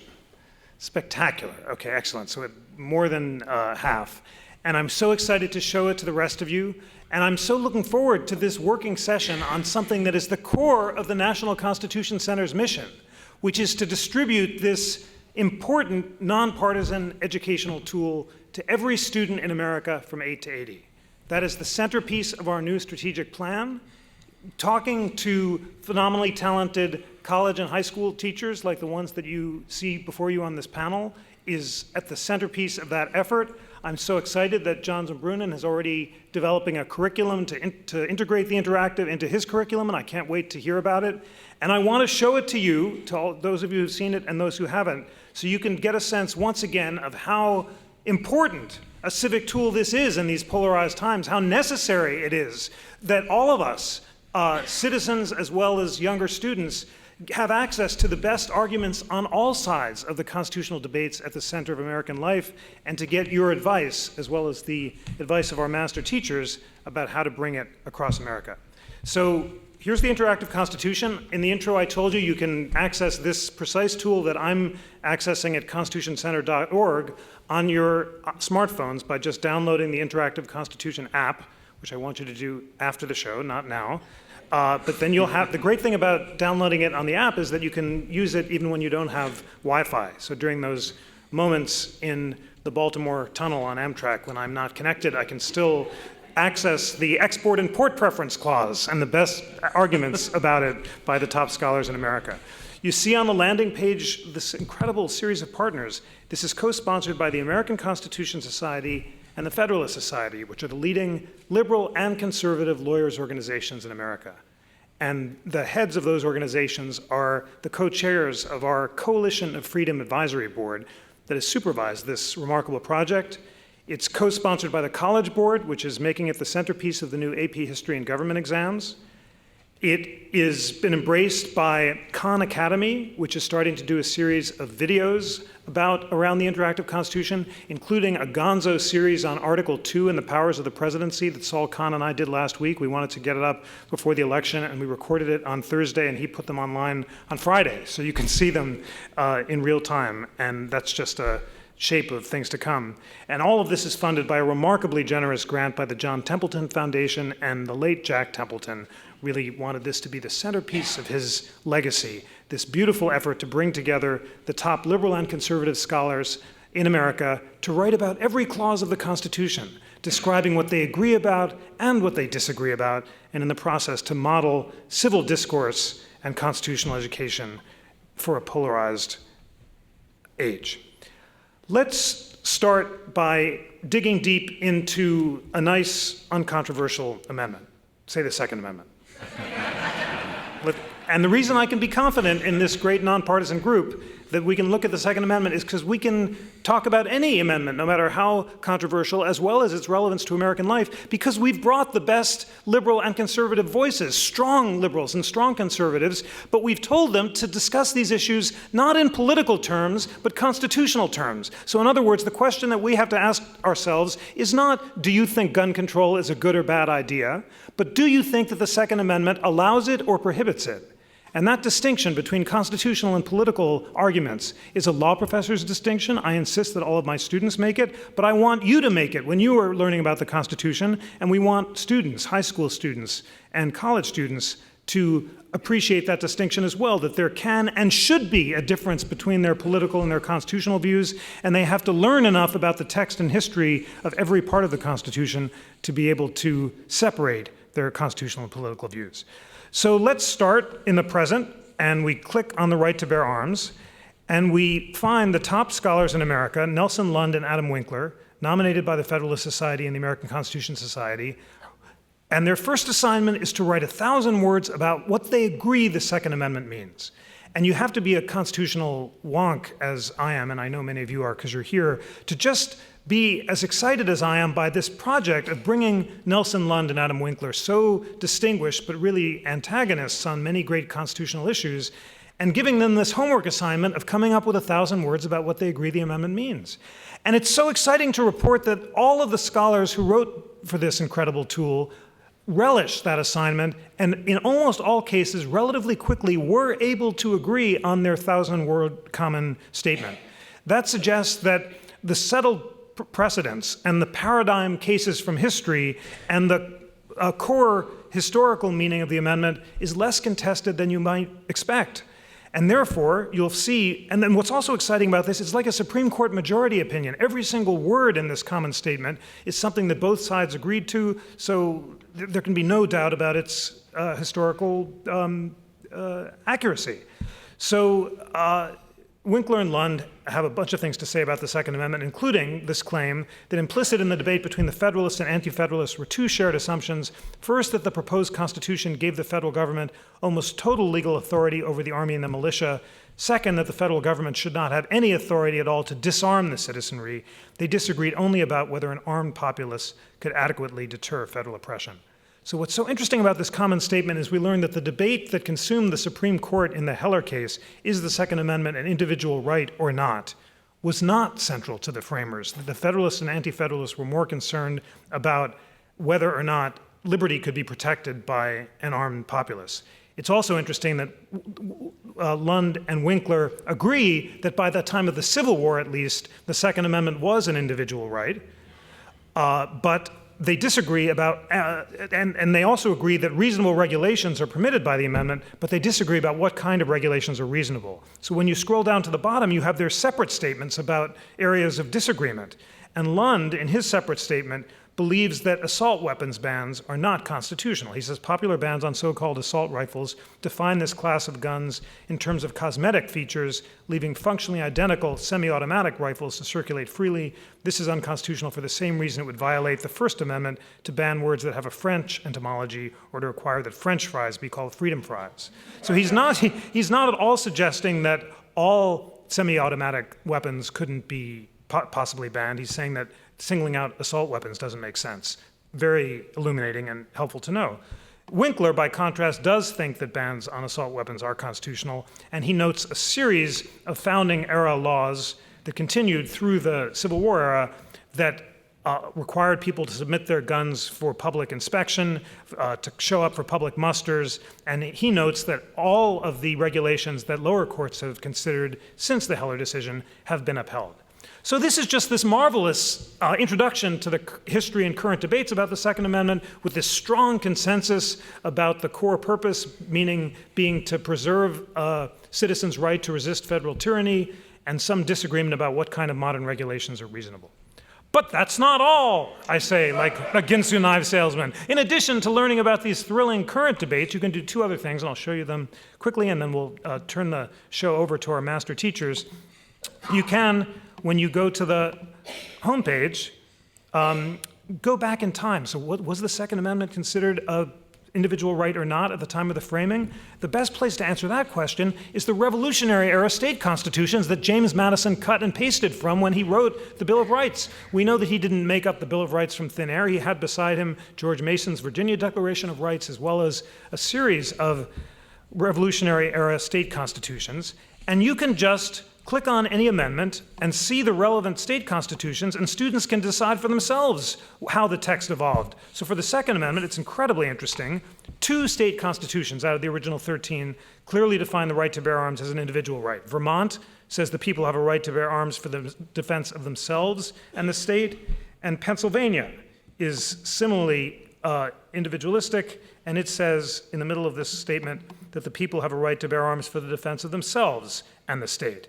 By contrast, all of the other states, the remaining 11, are more concerned with having a standing army disarm state militias. And the paradigmatic case is Virginia, which is always a good place to start because it was so influential for Madison, that a well-regulated militia composed of the body of the people trained to arms is the proper, natural, and safe defense of a free state, and that standing armies in times of peace should be avoided as dangerous to liberty, and that it is, in all cases, the military should be under strict subordination to and governed by the civil power. That's the most clear encapsulation of the founders' determination to maintain militias as a defense against federal tyranny.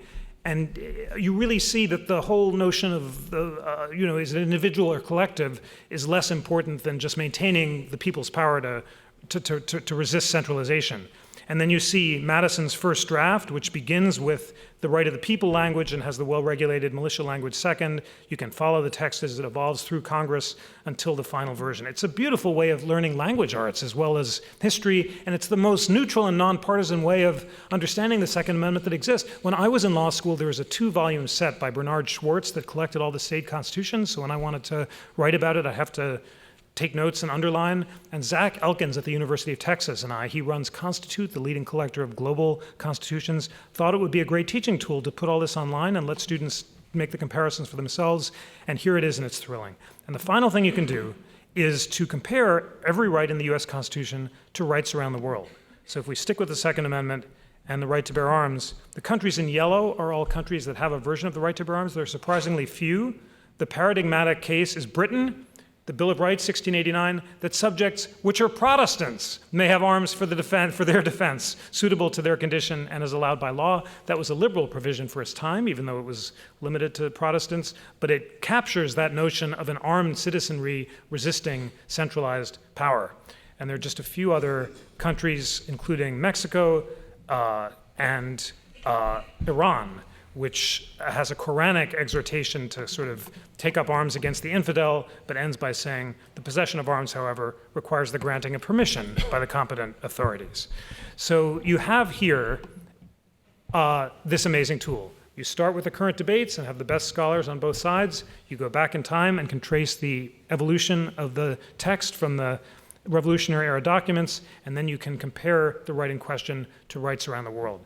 It's so substantive. There's so much information here. I learned so much every time I jump in that I need your help, all of you on this panel and all of you in this audience, to ensure that it's accessible to high school kids and to college kids, and to provide lesson plans, and to get your experience about what it's like to introduce it in the classroom. And that's why I'm so excited about this panel, because these are the master teachers who are actually doing precisely that. I can't wait to learn what they're finding useful, what sort of further curriculum would be helpful, and how together we can bring this beautiful interactive Constitution to every student in America. Thanks so much.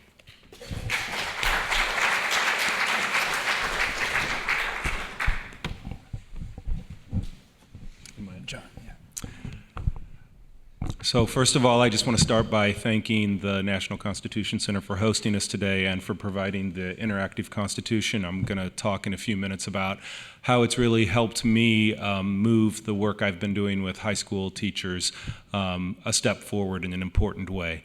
And also thanks as always to the Jack Miller Center, which has been providing me with invaluable support, financial and otherwise, for several years now.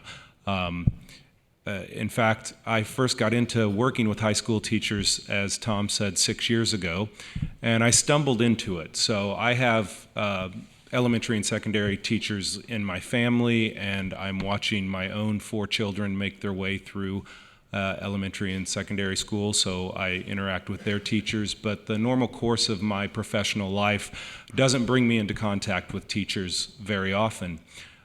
I say I stumbled into it. The Miller Center approached the University of Wisconsin a number of years ago and asked us to put together a set of programs on American political thought, and my department chair at the time asked me to take the lead on putting that together, and I included a program for high school teachers in my proposal. And then the Miller Center went and funded it, and I had to figure out what on earth it was that I had in mind when I said that I would do a program for high school teachers, because the truth is I didn't know what to do. I've gone through a process of trial and error over the last few years, and I've learned a lot from the teachers I've worked with. I don't know how many teachers, but from something like 25 different school districts from around Wisconsin and over the line into northern Illinois. And one thing I will say is I've come to have a tremendous amount of respect for those teachers on a whole number of fronts. One is that they face an incredibly challenging professional environment that sees fewer and fewer resources, less prep time, more demands on their teaching preparation and on what they do in the classroom in terms of exams and other forms of assessment. I've also come to respect them as, anyway, the teachers I interact with, as pretty much uniformly intellectually curious. I think anyone who you talk to in my line of work who's had the chance to interact with teachers will use the word hungry to describe them. That is, they're hungry for the kind of intellectual engagement that their work life all too seldom permits them. So I started off making a few rookie mistakes when I started working with high school teachers. One is that I tended to assign them way too much reading, which is a mistake one often makes. And that came in part from my lack of understanding of the reasons they were coming to my program. So again, in part, and in large part, they're intellectually curious and hungry. But they're also coming because they're busy, hard-pressed professionals who are looking for ways to enrich the work they're doing in their classrooms. So it's a wonderful phenomenon that whenever you assign a teacher something to read, they'll read it for their own edification, and they'll read it because they're interested, but not far behind is always the question, what can I do with this with my students? So I've learned to assign fewer readings, but hopefully still assign the important readings. I've learned to give teachers plenty of time to talk about those readings.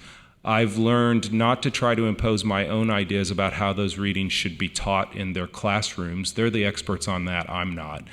So we pursue a very bottom-up model of curriculum development, where we give the teachers plenty of time to interact with one another, and we expect them to come back to us with new curriculum by the end of the year. But we don't start off telling them what the shape of that curriculum should be. I want to talk a little bit about what I'm doing this year in the teachers program and how the Interactive Constitution plays a role in that. And I'm going to share along the way some of the things that the teachers I'm working with this year have been saying as they've interacted with the resource that Jeff just showed you. So the program this year has 3 particular goals. It's focused in on the Bill of Rights. And I'm trying to accomplish 3 things, and I'm going to read these. They were the goals as I wrote them up in my original plans for this year. The first is to expose educators to historical and founding arguments about natural rights and rights in general. If you listen closely to that, you'll hear the fact that I'm a political theorist. I'm not a constitutional law scholar. So in addition to the resources that Jeff talked about, I want to bring to these teachers resources from the history of political thought of the kind that I'm teaching to undergraduates. That means that in addition to going to the Interactive Constitution, I'm asking them to read things like Hobbes and Locke. A second goal is to enable educators to consider the relationship between that history of thinking and ongoing arguments about rights, and this is where the common interpretation and matters of debate for me come into contact with some of the historical and theoretical material I'm giving to the teachers. And then third, and this is where the term community of practice that Tom used comes in, I'm out to create a year-long engaged community of practice within which educators can bring historical and theoretical knowledge to bear on their teaching. That idea of a community of practice is simply the notion that a group of people who are seriously committed to some shared task come together repeatedly, and in the process of coming together repeatedly and interacting with one another, they get better at what they're trying to do. That task of creating a year-long community of practice is a difficult one, right? So we bring teachers to campus for 2 days in August. We have seminar-style discussions. We do just a little bit of curriculum development, but mostly we're sitting around and talking about shared readings like I would in a graduate seminar with graduate students. We come back to campus again in December and then again in April. But if we're going to have a year-long community of practice, the question is, what do you do in between those times? How do you keep in touch? How do you keep the conversation going? To do that requires a blended format, which, as Tom said, a blended format involves a combination of face-to-face and online components. And I have struggled for the last several years to figure out how to do that online component effectively. It's not that my teachers won't participate. The problem actually is with me. I have a fairly busy professional life from day to day, and it's hard for me to generate new, good online content on a regular and timely basis that I can share with students, with the teachers. I had in the past few years been spending an inordinate amount of time trying to create that digital content myself. And in effect, what the Interactive Constitution has done has given me that content ready to go. So I can focus on pointing teachers to that content, providing some supplemental resources in addition to it, and then structuring activities for them online so that we can all talk about that material together. So let me, with that, say a little bit about how I've been using the Interactive Constitution and in particular about what I had the teachers who are participating in the program do online in the month of October. So this summer we gathered together. Again, we had some shared readings. We read some Hobbes and Locke to get background on natural law, natural rights. We read some Anti-Federalist and Federalist papers. I had them read some Jeremy Bentham and some John Stuart Mill to get a utilitarian alternative to the language of rights. And then in October, I really asked them to dig into the Interactive Constitution and focus in particular on the part of the First Amendment that has to do with freedom of expression. And I asked the teachers to do a set of activities online, and I'm going to describe each of those activities, and then I'm going to read for you some excerpts from what the teachers wrote online in response to the assignments I gave them. So first, I asked the teachers just to do a bit of a check-in. It's a fairly intense 2 days together in August. We start to get to know each other, and I just want people to check back into that community, so I had them go to an online bulletin board program called Padlet, which is really easy for them to go and post on. And I just asked them to tell me either about a teaching success or a teaching challenge that they'd encountered so far in the fall term. And here's what one teacher wrote. For my AP government class, we began with an analysis of Hobbes and Locke. This is like pure victory for me. I've got a teacher taking the readings I've given them and taking them back to the classroom. And I think what he's talking about here probably is Hobbes and Locke on the state of nature, I think. Those two views have carried with us throughout the course, whether we are discussing contemporary politics or whether we are discussing the Founding Fathers. We have been able to even use this paradigm when analyzing the debates. I assume they mean the presidential debates, and I want to know whether they found Hobbes or Locke more useful. Annie comments students are really enjoying this and concludes, the two documents have served as a beautiful foundation for the year so far. So again, that's pure gravy for me that teachers are taking these philosophical texts and bringing them into their classrooms.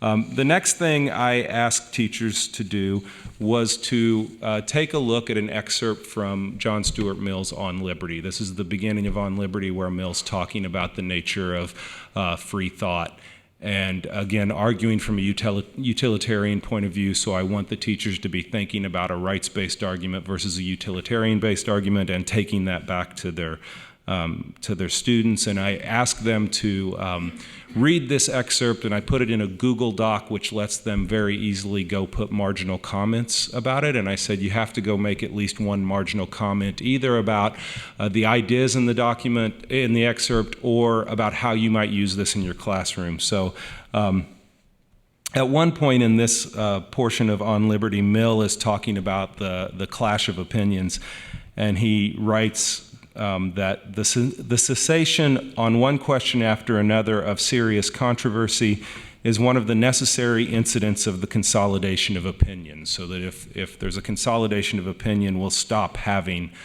serious controversy. And one of my participants wrote, it seems to me that today we have a cessation of conversation rather than cessation of controversy. Polarized groups talk over and around each other with no progress towards truth. People move into areas where like-minded people live and then happily stop participating in the discussions that might serve to improve society. So here's a teacher simply reflecting on the text and drawing a connection to the contemporary world, but that teacher's also going to be drawing those connections for students in the classroom.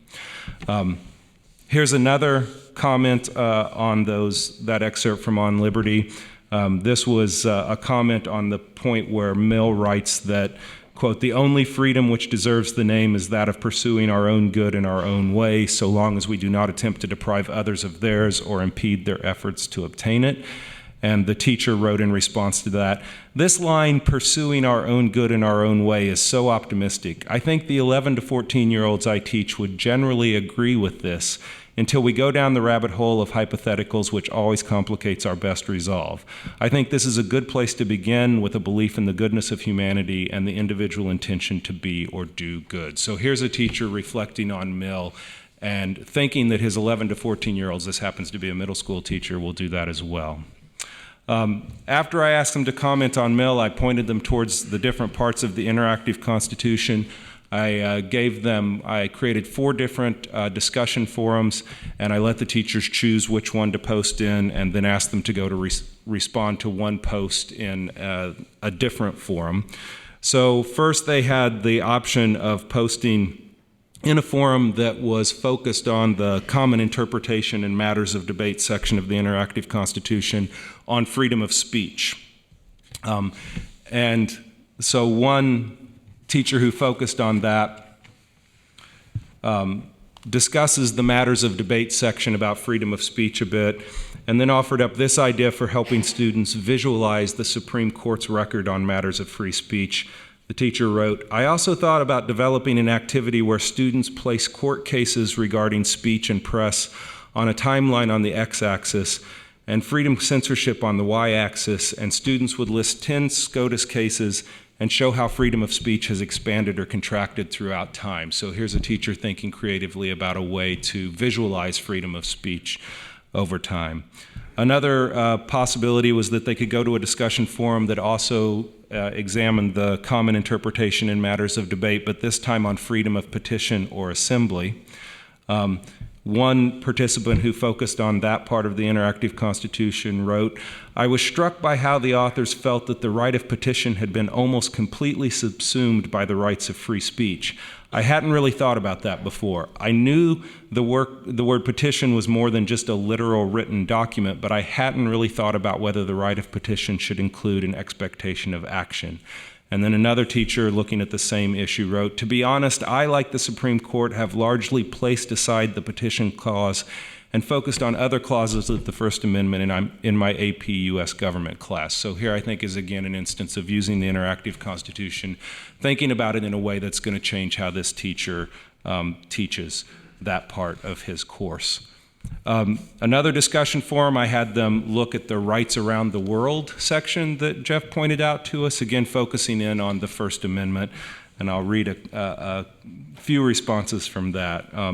One participant wrote, "I looked more closely at Ireland and Brazil, so I asked them to pick two countries and compare those two countries to the U.S. And I'm thinking here as I ask the teachers to do this that I'm suggesting an activity they might have their students do. So this teacher wrote, "I looked more closely at Ireland and Brazil. One interesting distinction from Ireland is that they stipulate that the rights are subject to, quote, public order and morality. Though public order is essentially an unwritten part of our First Amendment, there is specifically no mention of morality. What's interesting is the way our right contrasts here, and in a way invites views we might find distasteful to be heard.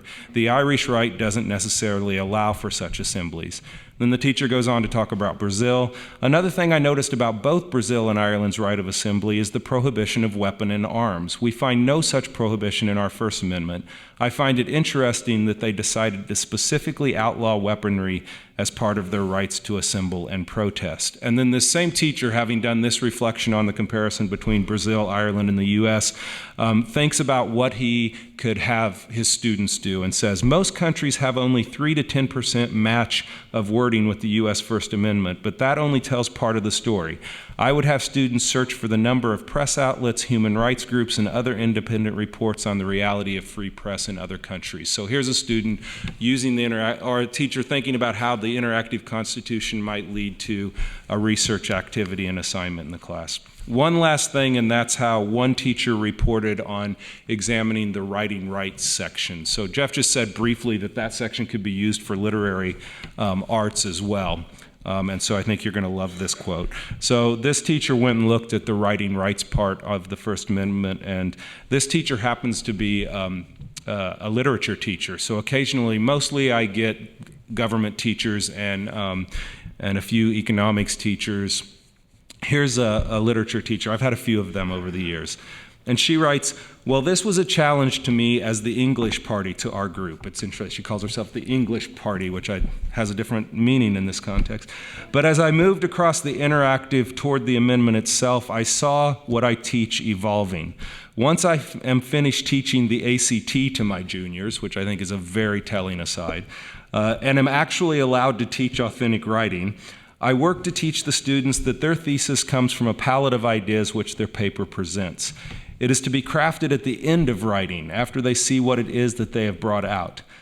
I so wish in interacting with college freshmen that more high school teachers thought about writing this way. Just an aside. The seniors I am working with in this course this year would see interactively how an amendment formed from pieces of documents as its palette. It's really very cool to see the threads of this platform connect. We go into thesis writing more in our third project. Our Constitution project is second. It would be easy to go back to a resource we are comfortable with to see a thesis really form via the amendments.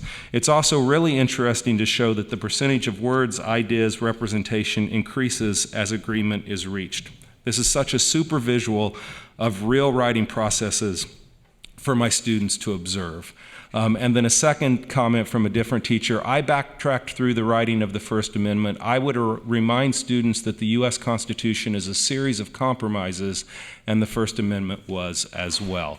So I sound like a bit of a commercial for the interactive Constitution here. Excellent. Please keep it up. But what it's really done for me, again, is provide that online component that lets me keep in touch with teachers over the course of the year and lets them keep in touch with one another and share their own reflections and ideas, both substantive but also their pedagogical ideas. And it does that in a way that keeps me as a member of a community of practice instead of being an outside authority that's providing content to them. So we're working together to explore this resource and these ideas, and so far it's been incredibly fruitful. Thank you, John.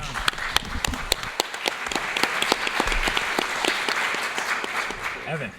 So, yes, this is on. I too want to thank the NCC and the Jack Miller Center for hosting us and for allowing us to share our thoughts on what we can do to bring civics education, make civics education great again, so to speak. I'll say a little bit about the course I'm doing, which I should preface my remarks by saying this is the first time I've done anything like this. So I'm very in the trial and error phase. In fact, I'm so in the trial and error phase, I don't even know what errors I'm making yet. Essentially, Tom came to my office one day and said, "Do you want to teach a class for high school teachers?" And I said, "Sure," not having any idea what exactly that would entail.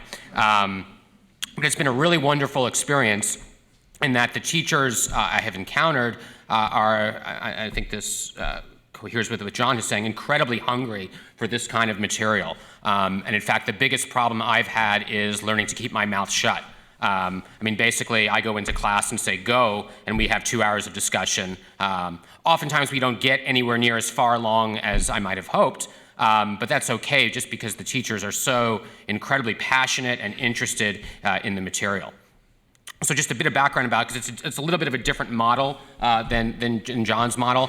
I come from Lake Forest College, which is a small liberal arts school in the North Shore of Chicago. And I should also say, a good day for me to cancel classes. I'm just amazed the sun came up this morning.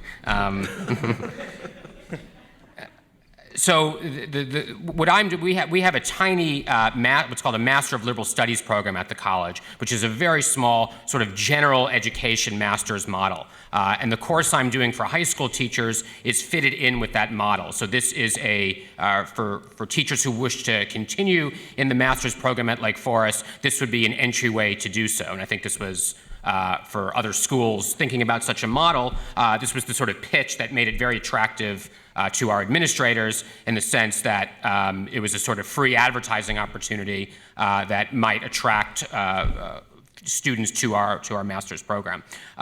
So we meet as a regular course, or somewhat as a regular course, not just a couple times a year, but through a semester. And we meet every other Saturday so we meet 7 Saturdays in person, and then every other Saturday we have a sort of online class session. And I should also take this opportunity to publicly thank the Newberry Library, who has graciously hosted us during our in-person meetings. I apologize to any patrons of the library who have to hear the echoes of my classroom. But it's a great space, and it's been an incredibly welcoming institution.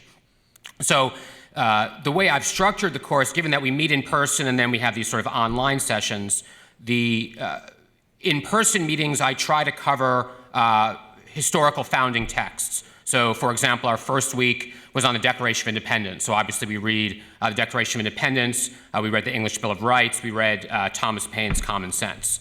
The week we don't meet, the week after that, I try to give them more contemporary readings through which they can see how debates about what the Declaration might mean apply in today's political environment. So as an example, for the week off, the week we didn't meet in person, I had them read the great political philosophers George W. Bush and Donald Trump. George W. Bush's second inaugural address, and then Donald Trump on Guantanamo Bay. Because the issues there, the debates they are having are in some ways incredibly relevant to, do we understand, for example, the Declaration as a global project meant to apply to all of humanity, or should we just view it as a kind of local American project? And the idea here is that we do this throughout the course. So, for example, another week we read, our topic is federalism, so we read Federalist Papers, we read the Virginia and Kentucky resolutions, we read some from John Calhoun, and then the week off, we read Rick Perry's book, Fed Up, with the subtitle, Our Fight to Save America from Washington. Again, trying to bridge the sort of historical and what can be abstract and difficult texts with more contemporary, general audience kind of texts. And again, the reason I do, obviously, when our meetings in person, we focus on the more historical and more scholarly texts because I can help them understand and perhaps think about ways to teaching them. Our weeks off, I give them more generalist texts so that they need less guidance through which to understand them. And during the weeks off, I keep saying the weeks off, but it's not really a week off, it's just a week not in person. They're required to post messages on our Lake Forest College's course management system. We have something called Moodle, which I'm sure some in the room are familiar with. Blackboard is another common one of these. But essentially, I just have a forum in which teachers are required to post a certain number of posts related to that week's reading. And of course, they're encouraged. I usually have a general question at the outset, but I of course encourage them if they have additional questions they wish to pose to other members of the class, by all means, do so. And what I have done is each online week, there's a substantive forum, which is meant to be a discussion of the actual readings and texts, and then there's a curriculum development forum where they're invited to think about how they might approach this in their classrooms, what resources they might use, what additional resources they might bring to bear, other suggestions that they have found useful or not useful in their classrooms. And I learned a great deal from that. For example, I thought having a mock constitutional convention in their classrooms would be an amazing idea. Wouldn't that be amazing? And they told me, no, this really doesn't work. It needs to be focused much more on a specific amendment, say, than the whole kit and caboodle. But like John, I've very much been of the bottom-up model in that I'm not a high school teacher. I know very little about high school teaching, and so pretending that I'm the expert to tell them how to teach would have been a terrible approach. And they have really appreciated in that I view them as co-practitioners, in some sense even more experts than I am about the material and how to reach high school students on the ground. And I should also say, and this is something I told them from the outset, when we do the historical, we look at the Federalist Papers, for example, or Declaration of Independence, we often get into very arcane sort of scholarly stuff that I love to talk about, but that may not be best suited for a high school audience. For example, we spent an hour just on the phrase, we hold these truths to be self-evident. We didn't even get to what comes after, which I'm sort of glad I did because I've learned so much more from the previous panel on what those things might mean. Similarly, we the people of the United States, that was an hour and a half. Just thinking about, is the United States a singular noun or a plural noun, and what might that mean? I say this because, as I said to them from the beginning, I didn't intend for them to take one-to-one everything we do in the classroom to their high school classrooms. I said to them, we're going to approach this as a kind of graduate seminar, and if they get one kernel of something, or a spark that leads them in another direction, I would view that the goals of this course had been met. And they were very receptive to that. I mean, they did not want a course on a sort of meta course about how to teach a course. They really wanted a course on the material itself, and they very much appreciated the fact that they could use, again, the message wasn't take all these arcane scholarly debates into their classrooms, but perhaps a sort of inkling of that, they found that very, very useful and illuminating. And I was very happy, because that's the thing I was most afraid of and cautious about, was I didn't want it to turn into a class about how to teach, in part because I know very little about teaching high school students, as I've said. And so I'm fortunate in that this approach was really met with great enthusiasm by the teachers, who are hungry to discuss the material. And they can sort of do the legwork themselves about how to incorporate it into their own classrooms. And the major assignment for the course, so there were two options through which teachers could pursue. One was a traditional research paper, much that you would find in an undergraduate or graduate classroom. The other was a curriculum development project, which they would work in groups. I imagine you can guess which one was the more popular option. But I think it's good that most chose, in fact, all chose the curriculum development option, because that's likely to be much more useful to them than a research paper that they may find very interesting, but unlikely to have a direct connection into their classrooms. And what I did with that was, again, I gave them very little guidance. I put them into groups based upon their interest and their background, and I tried to mix and match so that it wasn't just people from the same school district together. But I let them come up with what would be most useful, what kind of project would be most useful to them. It could be something as simple as, let's look at one additional document we haven't looked at as a class and come up with a lesson plan for that. It could be something more global. Let's think about an entire class structure around these founding materials. And our last class session will be them presenting their curriculum development plans, through which we can have a kind of workshop where the goal is teachers will learn from each other about different ways, different models about how they might incorporate this into their classrooms. Just a couple words on online resources. I haven't yet mentioned the Interactive Constitution, not because I don't find it helpful, but because we're starting it on Saturday. So I haven't done it yet, so I can't really comment on how well received it is, but I imagine it will be, because one of the things I did was I centered this on my syllabus. Here's something to check out at the beginning, and even before they were assigned it, they were already coming back to me. This is such an amazing resource for all the reasons you've displayed, Jeff, in that it allows us to get a deep appreciation of history, but also its contemporary relevance, because that's really the goal of my class, is not just to have an appreciation of original understanding, so to speak, but to see how that debate is still very much alive today. And the site does an amazing job of showing that all of these debates were far from settled and continue on to the present day. In fact, I had a student last class break down in tears about the fact that she said, we're talking endlessly and nothing seems to be settled. Isn't that problematic? And I said, well, isn't that what makes this so great? And it was sort of seeing a faith crisis, a civic faith crisis in action. And I hope that through the next weeks, I'm able to restore some faith in perhaps a more complicated notion of civic education and civic responsibility. Just two other online sources that I've used, and I'll end. One is University of Chicago, in partnership with the Liberty Fund, I believe, has something online resource called America's Founding, or something to this effect, in which they link all sorts of great historical sources, the Federalist Papers, letters by different founding fathers based upon the topics in question. So if you want to see all the major sources on federalism or on a certain amendment, they're all there and all linked together. So it's an amazing, for someone building a syllabus who may not be as familiar with this material, it's a great starting point, and you can just get lost endlessly in it, much as you can the Interactive Constitution. The second is, and this relates to the last part of what you were showing, there's a site called constituteproject.org.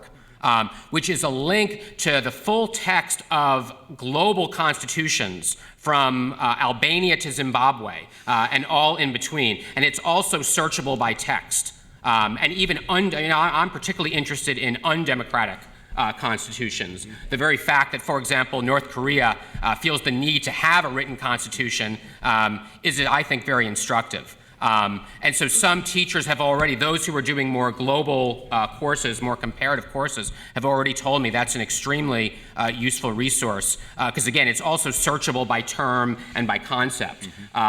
So it's perhaps a little more, I think that what we saw earlier was really great at just the very specific passages and notions, but if you want a more comprehensive, the full text version, that's there. And it's, for future courses, not so much for high school teachers, but for my regular undergraduate courses, I'm already imagining, I think I could do a whole course just using that as my syllabus. So once again, thank you for having me here and for supporting the course, and I'm happy to answer any questions anyone might have. Thank you, Evan.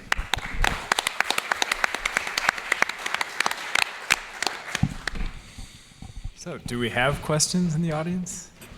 We have one here on the right. First of all, thank you for this, and thank you for being here. Jeffrey, thank you for having this put together. As always, said before that one of the finer moments of my retirement is this Constitution Center. It's just, no, really, it's one of the finer points of my retirement, the discussion levels that we have. And I say this with all respect to what you're putting forth here. The end consumers, well, no. I think this one's for you. I do say this with all respect to you. The end consumers here, though, in terms of educational value, are the students. I know we want to improve the teaching, but the end result are the students. And there's an old saying, you can't fool the students. The students know who love them, and the students know who really want them to learn. And my concern is I really think that you should have not evaluations of the teachers, but you should get respectfully feedback from your students. And also, I don't know that this should be geared to advanced placement students. I think the lack of knowledge is the run-of-the-mill student who may go out and become a skilled worker or something like that. So my question is this. One, are you getting evaluations from the students? Anonymous ones, you may want to ask the teachers to leave the room, not about the teacher now, but about how they're enjoying the material. Is it too much? Is it too less? There's an old saying, too much homework means less teaching. Much homework is drone work. You have kids in school, you know who's doing the difference, okay? And the other question I have is pursuit of happiness. That's the bottom line of all this. If you want these kids in high school to be open and just be open-minded to going to the Constitution Center and going to a lecture in the future. I'm not talking about becoming constitutional lawyers or professors. This has to be a happy experience. So my question to you is for the end user and the consumer, forgetting the teachers, which are drastically important, what are you doing to ensure that this is a pursuit of happiness at this course for the high school students? And that, to me, is extremely important, and that's what has value. Okay, you can educate them, they can remember it, pass the finals, and then forget it. Value is what they retain and what they take home, and did they enjoy the experience. If they go on the Interactive Constitution and they're doing it and it's enjoyable, when they leave here, they're going to go on again someday. I don't care whether they're a skilled worker, unskilled worker, a professor, or what. So what are you doing ultimately, your ultimate goal for the pursuit of happiness of the students as they take this course? Thank you. I'll jump in. I'll take your last point first on the pursuit of happiness, which I couldn't agree with you more on that in general, and I mean I agree with that in the at the college level too. It's true that and happiness not in a kind of giddiness or hilarity, but happiness in terms of something that's rewarding, and I think that works at the college level, and I think at the primary and secondary level too.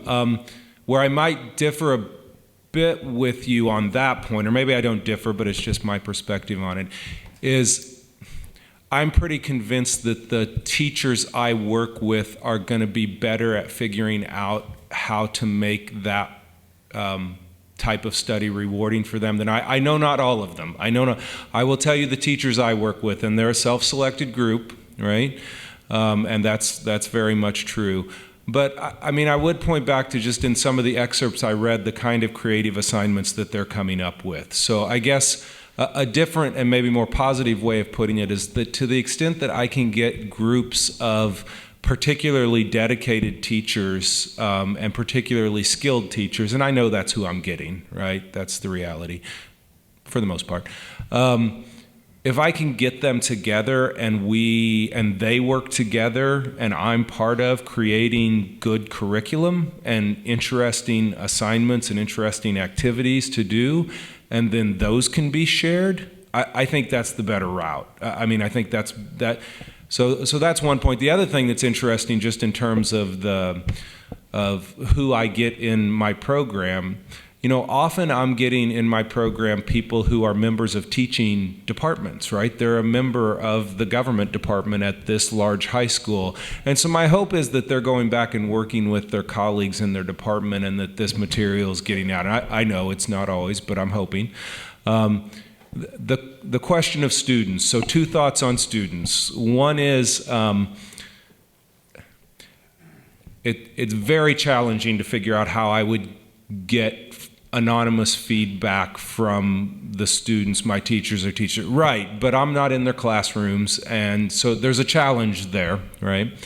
In terms of one way around that is to work directly with high school students and try to have the teachers I'm working with, for instance, bring their students to campus, or I go out to their schools. So there's a model for this at Wisconsin. We have a program called the Great World Texts in Wisconsin program, and that program works mainly with teachers, mainly literature teachers, but also involves bringing those students to campus at least once during the term, which would be an opportunity for that kind of evaluation, actually, and also going out into the high schools occasionally and doing some teaching there. So I hear you. The end consumer question is a difficult one.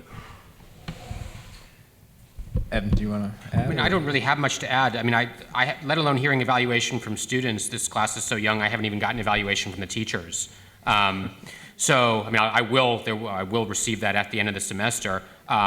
It's just I don't know how, as John was saying, the methods of actually getting the feedback from the student, I don't know how feasible. I mean, I agree with you, they are the end goal of this. But I would also just say, I think there are probably many models of going about this. I think there doesn't have to be a one-size-fits-all approach. And if one teacher is influenced and creates a great lesson plan that influences one student, I mean, perhaps my goals are too minimal, but I'll take that. And just to make clear, this is the beginning of a launch of a multi-year initiative. This app just launched 4 weeks ago. It's gotten 30,000 downloads since it launched 4 weeks ago. This Jack Miller program of master teachers teaching teachers is one really exciting way of getting to students. There are many, many more of these partnerships with Khan Academy, with a special Master Teachers Advisory Board that we've created to set up a curriculum, with the College Board, which really is assigning the interactive constitution for kids who take the AP, and will be pushing it out for kids who take the SAT. Well, I'll stop. You know how I get excited about this sort of stuff. There are many, many partnerships, many initiatives, and this is a call to all of you. You are members of the Constitution Center or lovers of the Constitution. You're ambassadors for constitutional education. If you have ideas about how to bring this tool to students of all ages, 8 to 80, adult learners too, come to us, and together we will work to educate America. And I second that notion that it's a process of trial and error, as Evan suggested. We do support programs directly for high school students in addition to teachers, and it's just trying all kinds of formats and styles and lengths and content focuses to figure out what works best for teachers and students, and we're just getting started. And I know we have one question left, but maybe we can ask sort of separately. We'll break for about 12 minutes. Well, yeah, only 12 minutes to hear from a great lecture from Professor Gordon Wood, but that's time enough to use the bathroom, and so we'll reconvene then. But I want to thank our panel very much for their contributions.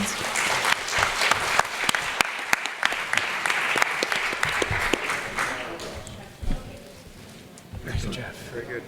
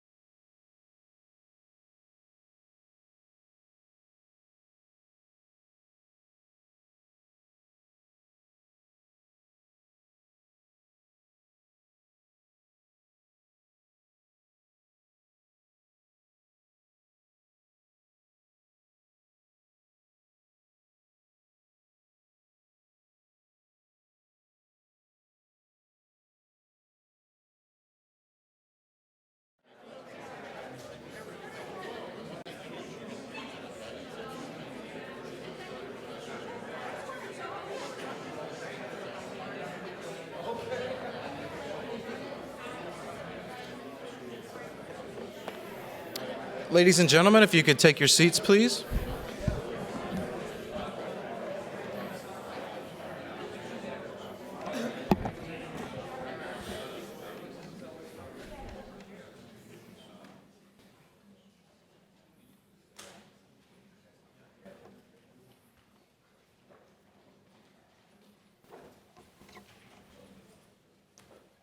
Welcome back to the concluding portion of our program. I find myself here in a somewhat awkward position of having to twice introduce someone who needs no introduction. Aside from that, Gordon just said to me in the green room, "You're not going to go through that long introduction again, are you?" And so I won't, but I didn't plan on it anyway. But in that introduction, I went through a long list of Professor Wood's various awards and honors, but I did fail to mention one. He's the only historian I know who is cited by Good Will Hunting. So the rest of you could have your work cited by 1,000 authors and 1,000 articles, but if you're not cited in an Academy Award-winning screenplay, then you will never catch Gordon. So let me stop then, standing between you and our esteemed guest, and let us get to it. Gordon's going to discuss for us, I can really think, by the way, of no better person to conclude a day of programming like this than Gordon Wood, discussing an enlightened pursuit of liberty, the significance of the Declaration of Independence. Welcome once again, Professor Wood.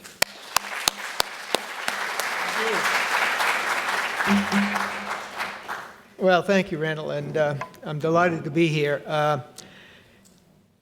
The Declaration of Independence, in my opinion, is our most important document in American history. It also may be one of the most important documents in world history.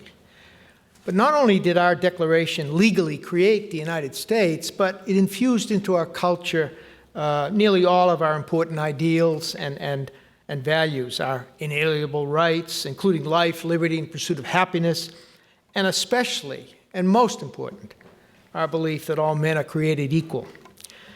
I think it actually is more important than the Constitution. Now, I'm sure not to lawyers or jurists, but to ordinary citizens. In fact, I think many citizens happen to think that many of the aspects or parts of the Declaration are really in the Constitution. Or if they aren't, they ought to be. So what I want to do this evening is look at the Declaration and explain something of what it might have meant for the drafters and the people at the time, and then examine some of its implications and consequences that went well beyond the drafters' intentions. Of course, no one in 1776 realized how important the Declaration would become.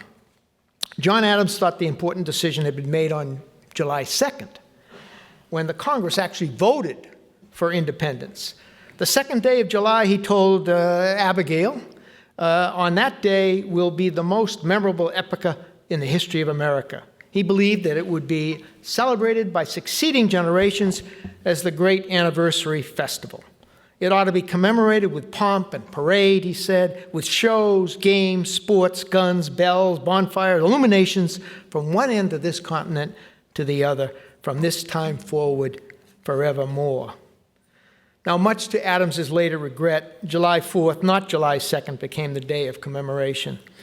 He didn't realize how important the written Declaration would become. He was so busy at this time that he was probably relieved that Jefferson was assigned the task of actually drafting the Declaration. At the same time that Adams was appointed to the Committee of Five to draw up the Declaration, he was serving on 24 committees of the Congress, well beyond anything that Jefferson was doing, including the Board of War, which was responsible for military operations, and the important committee that was to draw up the model treaty, prepare a plan of treaties for the country that would make so we would make alliances with foreign powers. These were assignments that Adams believed were far more crucial than drawing up the Declaration of Independence.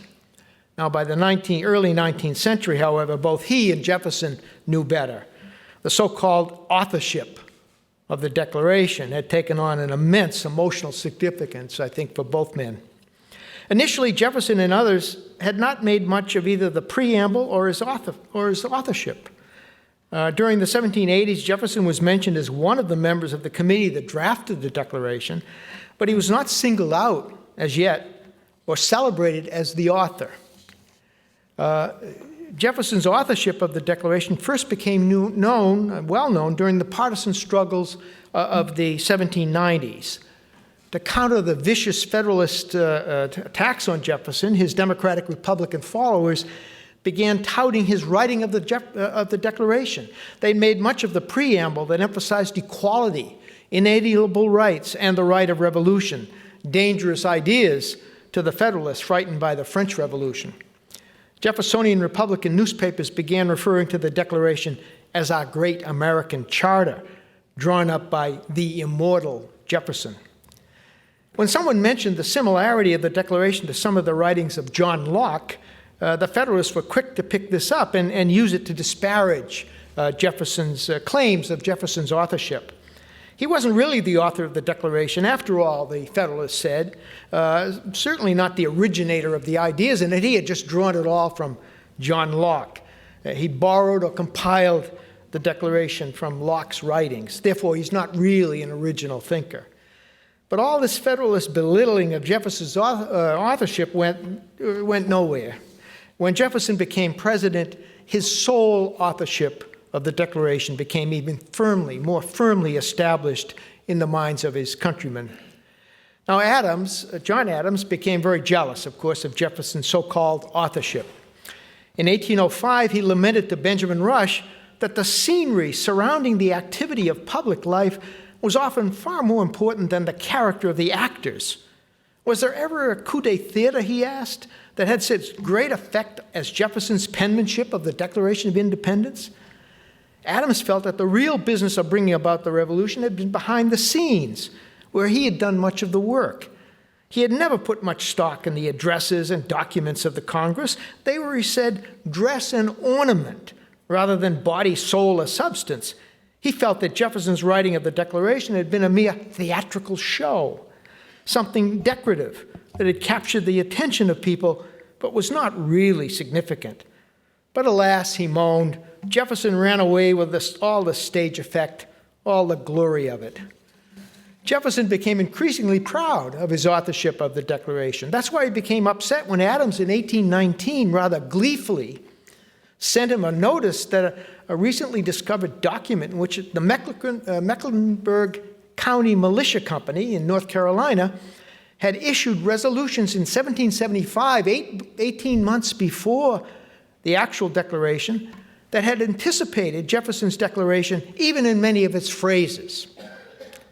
Jefferson read it, said that the Mecklenburg resolves were a fraud and not authentic, and Adams, and I think most historians ever since have agreed with him. Adams still felt neglected by the fame of Jefferson's authorship. He told his correspondents, but of course not Jefferson, to look at the journals of Congress for two documents. He said, the 1774 Declaration of the Rights of the Colonies and the resolutions of May 1776, which had called for the suppression of all crown authority in each colony. And then he said, consider whether the Declaration of Independence of the 4th of July, 1776, is anything more than a juvenile declamation founded on these two documents, which of course he had drafted.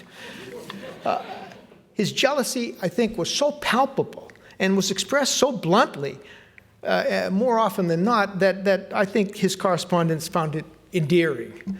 Now, as the 50th anniversary of the Declaration approached in 1826, the document began to take on a kind of sacred character.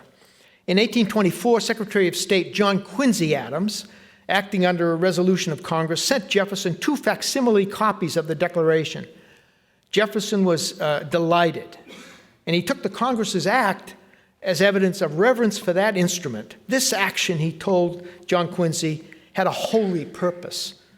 Jefferson began to realize that the writing box, or the desk, on which he had composed the Declaration might become significant.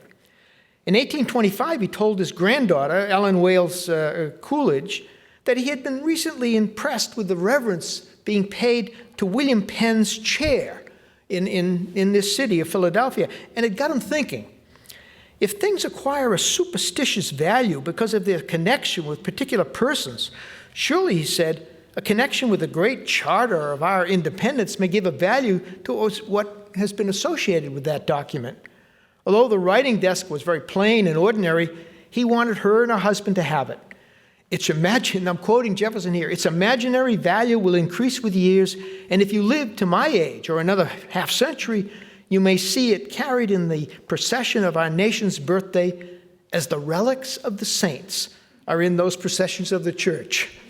In other words, his declaration had become a sacred relic. His desk, which was connected with the declaration, had become a relic.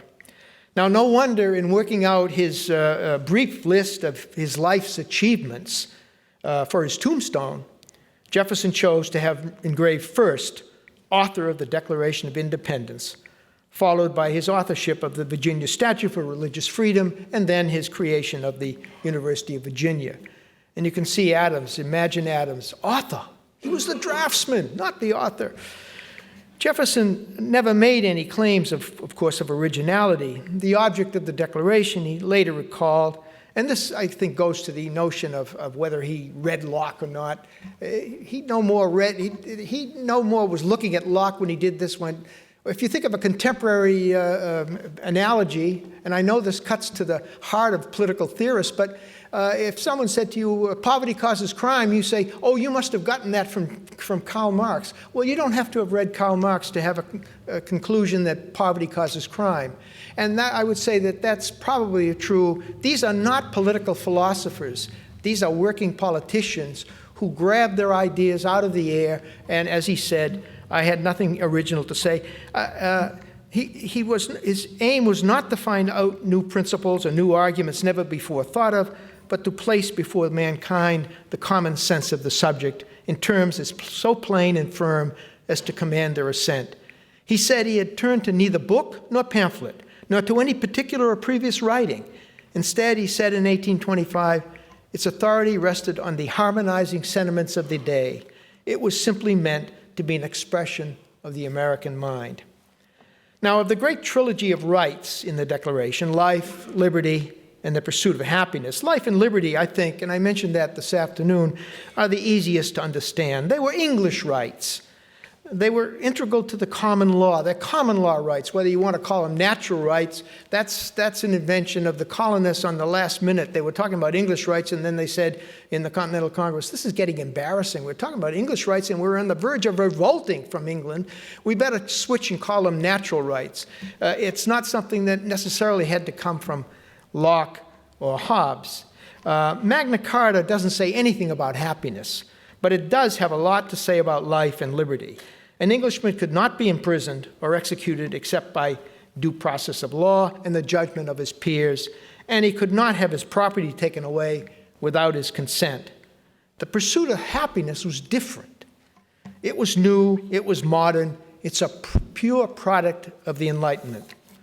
The Declaration was written at a propitious moment in the history of modern Western history, the modern Western world, during the period of what we call the Enlightenment. I think today we have a broader understanding of the Enlightenment than we did 50 or 60 years ago. We now see the Enlightenment as a transformation that was occurring in more than just religion and politics. It's become more than the spread of science and the tempering of religious enthusiasm and the elimination of superstition. It's also become, I think, more than the driving back of the forces of tyranny and the creating of new free governments. For many enlightened people of the 18th century, these were just aspects of a much larger struggle. For the Enlightenment represented not just the spread of science or liberty or republican government, and as important as these are, but also the spread of what came to be called civilization. Including in that idea of civilization was a greater recognition of the law of nations and a greater emphasis on the civilized behavior of states, to which the Declaration appealed. Civilization was not yet a widely accepted term, but civility was. Dr. Johnson, in his dictionary, associated the word with civility with politeness and manners. Many, however, though not Johnson himself, agreed with James Boswell that another word besides civility was needed to designate and celebrate the kind of society the 18th century Enlightenment was creating, and that word was civilization. Civilization, Boswell told Johnson, was better able to contrast with barbarism than the word civility. Yet the origins of civilization and civility were not lost to the late 18th century, and politeness, good manners, and elegance remained the defining characteristics of the new society, set in opposition to the rudeness and the barbarism of the Gothic past. Everywhere in the Western world, people were making tiny, piecemeal assaults on the ignorance, the barbarism, the scarcities of the past. There were more benevolent societies, more coffee houses, and more fraternal societies like the Freemasons that increased the sociability of people. Improvement was on everybody's mind. There were more brick houses with glass windows, more carriages, more Turkey carpets. There was more material prosperity, more shops, more goods to buy, more conveniences or decencies or comforts, as those are the terms they used. Did people eat with knives and forks instead of with their hands? Did they sleep on feather mattresses instead of straw? Did they drink out of china cups instead of wooden vessels? These were signs of prosperity, of civilization, of happiness. The pursuit of happiness had a real, palpable, even materialistic meaning for people. And that's why I agree with Michael Zuckert that property was very much included in the notion of property. If you want to get a property, if you get property, you're going to get happiness. Jefferson himself said that to know the real state of a society's happiness, one must ferret the people out of their hovels, look into their kettles, sit on their, eat their bread, loll on their beds under pretense of resting yourself, but in fact to find out if they are soft. People were more benevolent, conversations were more polite, manners were more gracious than they had been in the past. Everywhere, in small, seemingly insignificant ways, life was being made easier, more comfortable, and more enjoyable. Everywhere there were more courtesies, amenities, civilities, all designed to add to the sum of human happiness. Not talking loudly in company, not interrupting others' conversations, not cleaning one's teeth at the table. These are small matters, perhaps, but in the aggregate, they seem to be what made human sociability, human happiness possible. Now, we're apt to regard the 18th century's preoccupation with proper social behavior, its concern for manners and decorum, as superficial and frivolous. But the enlightened of the 18th century world knew better. Human felicity, wrote Benjamin Franklin, is produced not so much by great pieces of good fortune that seldom happen, as by little advantages that occur every day. People realize that all these seemingly trivial improvements in social behavior were contributions to civilization and hence to human happiness. Happiness became so common a word, I don't think it comes from any particular document. It's all over the place in the 18th century, on both sides of the Atlantic and on the other side of the Channel. Happiness became so common that 18th century theorists came to believe that advancing people's happiness was the purpose of government. Indeed, in 1790, Washington described the American Revolution as a great experiment for promoting human happiness. So that's not so unusual that he should write the pursuit of happiness in the Declaration. Now, this was the Enlightenment context for the Declaration. Although we today are taken with the preamble, especially the second paragraph, the men of 1776 found the most important part of the statement, most important part in the document to be the statement in the last paragraph that asserted that these united colonies are and of right ought to be free and independent states, that they are absolved of all allegiance to the British Crown, and that all political connection between them and the state of Great Britain is and ought to be totally dissolved. The opening paragraph of the Declaration, I think, presages this assertion. This opening paragraph declared America to be one people who deserved to be a power separate from and equal to the other powers of the world. And Lige Gould talked about this afternoon. This was a declaration of statehood. The United States was an equal and independent state in a world of other equal and independent states, free to wage war, make treaties, borrow money, and do all the other things that independent states could do. The Declaration was primarily an assertion of state formation, state building. This fulfilled an Enlightenment dream that people could create their own states. Now, following our declaration in 1776, more than 100 declarations of statehood, of state sovereignty, have been issued around the world and still being issued in recent times. But ours was the first and a model for all the others. The second most important section of the Declaration to the members of the Congress was the series of indictments of the king for his injuries and usurpations that were listed in order to explain and justify their revolution. After 1783 and the British recognition of American independence, this section lost all relevance and nobody pays much attention to it except maybe in classrooms. In his indictment of the king's injuries and usurpations, Jefferson drew on his pamphlet of 1774 that he had written 2 years earlier. That pamphlet was by far the most radical pamphlet in the whole pamphlet controversy until Tom Paine's Common Sense. Relentlessly, one after the other, Jefferson described the colonists' grievances, over 24 of them, at the hands of the king, George III, in rising degrees of severity. He starts out by the king refused to do certain things, and at the end he's depriving and plundering the American people. For one of the most notorious examples of the Crown's abusive behavior, Jefferson selected the problem of slavery. An extraordinary admission for a slaveholding planter, Jefferson declared that this is his first draft, the abolition of domestic slavery was the great object of desire in those colonies where it was unhappily introduced in their infant state. But before that would be possible, he wrote in his draft, the colonists needed to stop the slave trade. But unfortunately, according to Jefferson, the king, time and again, had vetoed the colonists' efforts to prohibit the importation of slaves. This was the one major indictment, of course, of the king that the Congress threw out. It just was too embarrassing. It seemed too much to blame the king for the slave trade. Now, of course, one of the striking anomalies of the Declaration is the absence of any mention of Parliament. You, George III, have done this, you've done that, but there's no mention of Parliament, even though Parliament had enacted most of the things that the colonists objected to. The Stamp Act, the Townshend Duties, the Coercive Acts, these were all acts of Parliament. The closest the document came to acknowledging Parliament was when they said George III had combined with others to subject us to a jurisdiction foreign to our Constitution. All these oppressive acts were dismissed as pretended legislation, as Jefferson put it, that had no legal effect whatsoever. Now, the Congress is composed of many lawyers, and they wanted it made clear that by this time, the colonists had come to deny that Parliament had no authority whatsoever over them, and that they were tied by 1776 only to their allegiance to the king. Therefore, they don't have to say anything about Parliament.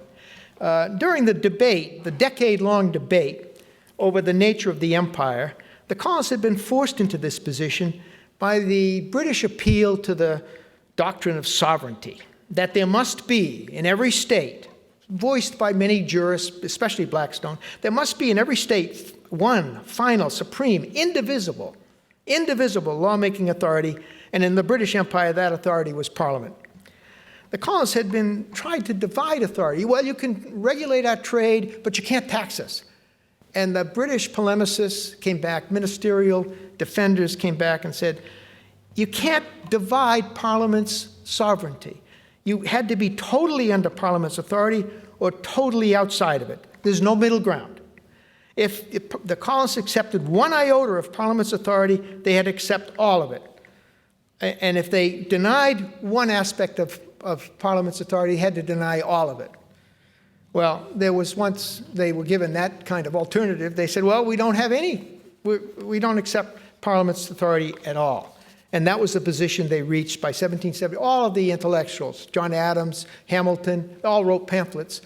James Wilson, they all made that point. They tired of trying to divide the indivisible, tired of trying to separate the inseparable, and so they accepted the logic of sovereignty, but relocated it in their own colonial legislatures. They were not under Parliament's authority at all, but were tied solely to the king. He was king of all of these 13 colonies.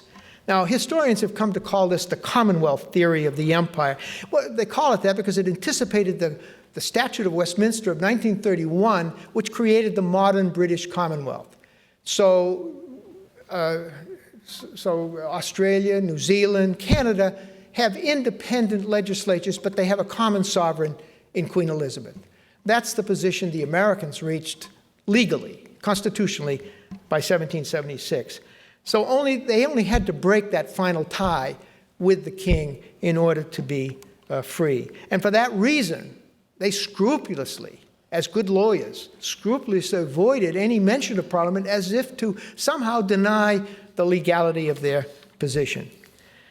Now, there were problems at the outset with some of the assumptions that lay behind the text of the Constitution. Despite the presumption that the new United States was a nation like other nations, many realized that that just might not be the case. Were the Americans really one people? Were they a nation? Now, over the past 2 centuries, many of the European states, as you know, have been created out of a prior sense of common ethnicity or common language. These new states, even in the last half century, were undergirded by peoples who had a pre-existing sense of their own distinctiveness, their own nationhood. In the United States, the process was reversed.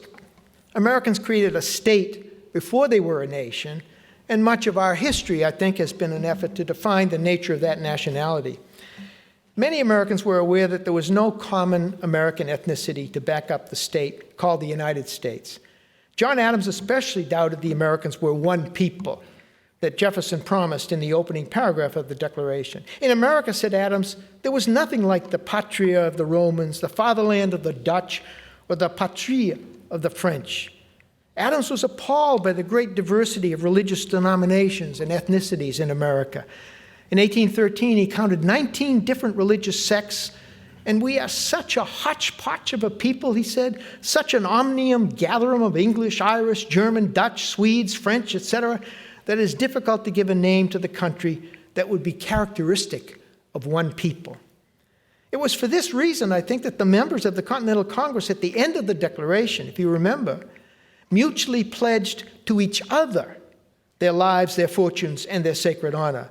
There was nothing else but themselves they could dedicate themselves to. No patria, no fatherland, no nation as yet.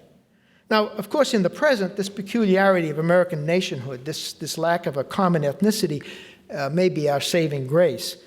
It may turn out to be the advantage, I think it'd be a great advantage in the 21st century, dominated as it is by mass immigration from the south to the north and east to west. It certainly enables the United States to be far more capable of accepting and absorbing immigrants. Now, of course, we have our own recent problems with immigrants, especially those coming from Mexico and Central America. But our problems with immigration, I think, pale in comparison with the problems of immigration that the European nations are facing and will continue to face over the rest of the 21st century. They do not have the capacity to accept immigrants in the way we can, because they have a nationality already ethnically established. Now, since we've never been a nation in any traditional meaning of the term, it's been the Declaration and its principles of liberty, equality, and self-government that have allowed us to think of ourselves as a single people. To be an American is not to be somebody, it's to believe in something. And what we believe in are those things that were expressed in the Declaration. It contains the principles that hold us together. The second paragraph of the Declaration contains most of these principles, especially the phrase that all men are created equal. Never has such a simple phrase had more power than this one.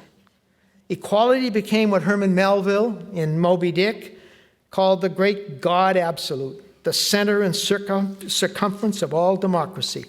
The spirit of equality, he said, did not merely cull the selectest champions from the kingly commons, but, he said, it had spread one royal mantle of humanity over all Americans and brought democratic dignity to even the arm that wields a pick or drives a spike. Now, equality in 1776 was based on a new understanding of the capacity of people to transform themselves. Enlightened people had come to believe, I think it's the basic premise of all enlightened thinking, that people were not born to be what they might become. As John Locke had written, the mind originally was a white paper, void of all characters, without any ideas, and it was filled up through time by experience. Lockean sensationalism, senses, declared that human personalities at birth were unformed, impressionable things that could be molded and manipulated by controlling people's sensations. Experience gained through the senses inscribed itself on the blank slate, the tabula rasa, of people's minds. By controlling and manipulating the sensations that people experienced, their character could be transformed. Now, not everybody had the same reason, the same capacity to reason, but since everyone had senses, this Lockean sensationalism was inherently egalitarian. Now, if there's any one assumption that underlies the 18th century Enlightenment, I think it is this belief that culture, what people thought and believed, was man-made, that only cultivation separated one person from another. In other words, nurture, not nature, was what mattered. This explosive assumption, which became the basis of all modern thinking, is what lay behind the idea that all men were created equal. This radical idea, of course, had roots in Christianity and Western culture that went back centuries. But for many in the 18th century, it had taken on a literal and secular significance that I think today is still the foundation of our democratic faith. The slaveholding plan of William Byrd, who was as much of an aristocrat as Virginia was ever to know, and he was a learned member of the Royal Society, he conceded that the principal difference between one people and another proceeds only from the differing opportunities of improvement. Governor Francis Fauquier of Virginia, Jefferson's dining and music partner, made the point more bluntly. White, red, or black, polished or unpolished, he declared in 1760, men are men. James Boswell, Dr. Johnson's great biographer, during his tour to the Hebrides in 1773, was surprised to find a black African servant in the north of Scotland whose manners were no different from those of a white servant from Bohemia. But then he realized that he had forgotten the modern presumption that culture was man-made. A man is like a bottle, he observed, which you may fill with red wine or with white. In other words, what distinguished individuals one from another was the circumstances in which they were raised. If all human beings were indeed equal at birth, if what separated one person from another was simply cultivation and education, then it followed that those who considered themselves enlightened suddenly felt morally responsible for the weak and the downtrodden in their society. If you want to know where compassion comes from, it comes out of this. Up to this moment in Western history, very few people felt any compassion for those left behind. In the minds of enlightened liberals, concern and compassion replaced the smugness and indifference of the Ancien regime. If the culture, what people thought and believed, was man-made and could be changed, then the status of the lowly and deprived could be reformed and improved. Now, these Lockean assumptions lay behind all the reform movements of the Revolutionary era, from anti-slavery to the changing ideas of criminal punishment, from the formation of dozens of benevolent societies to the obsession with education.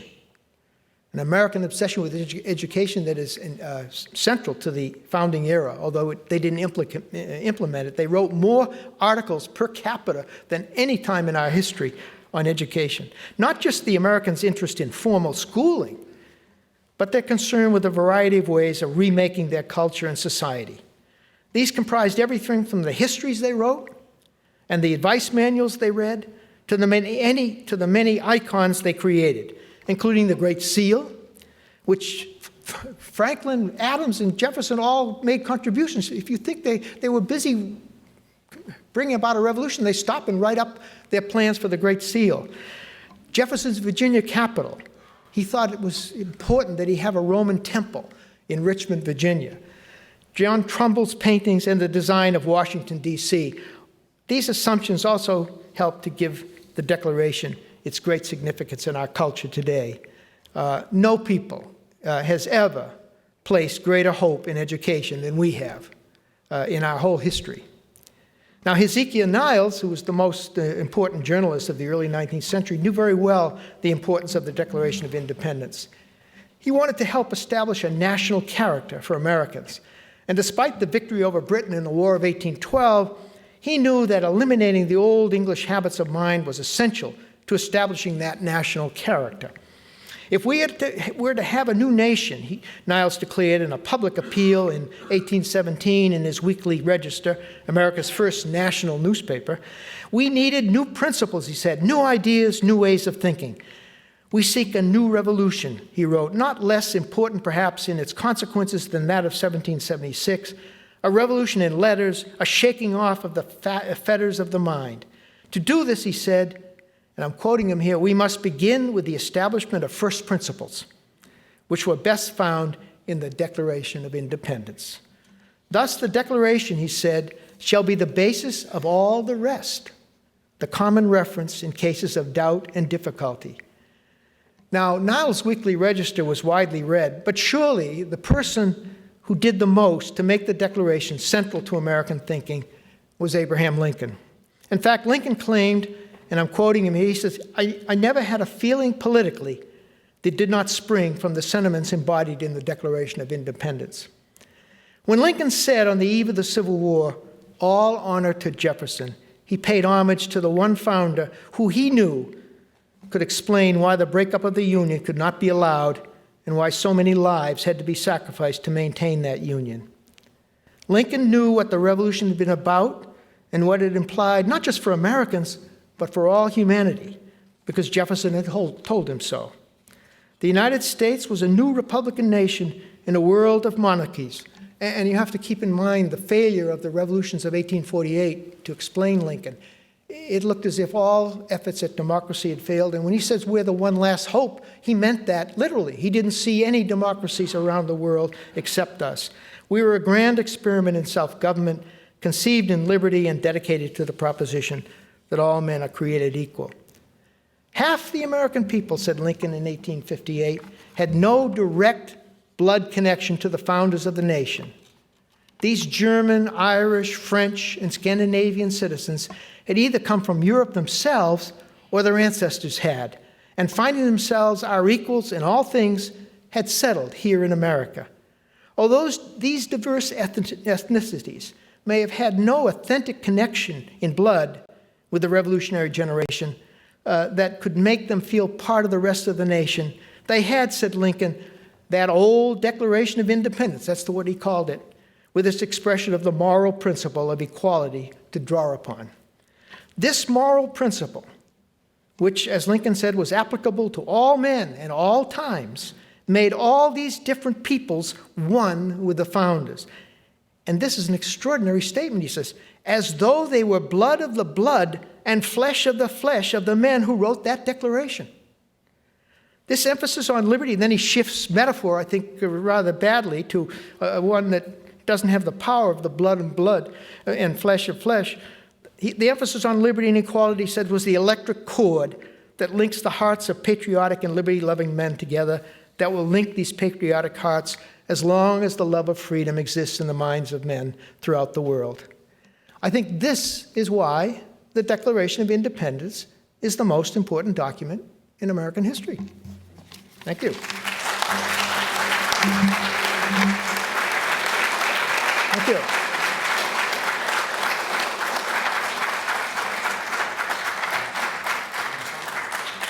Questions? Yeah, sure. Either side of the auditorium.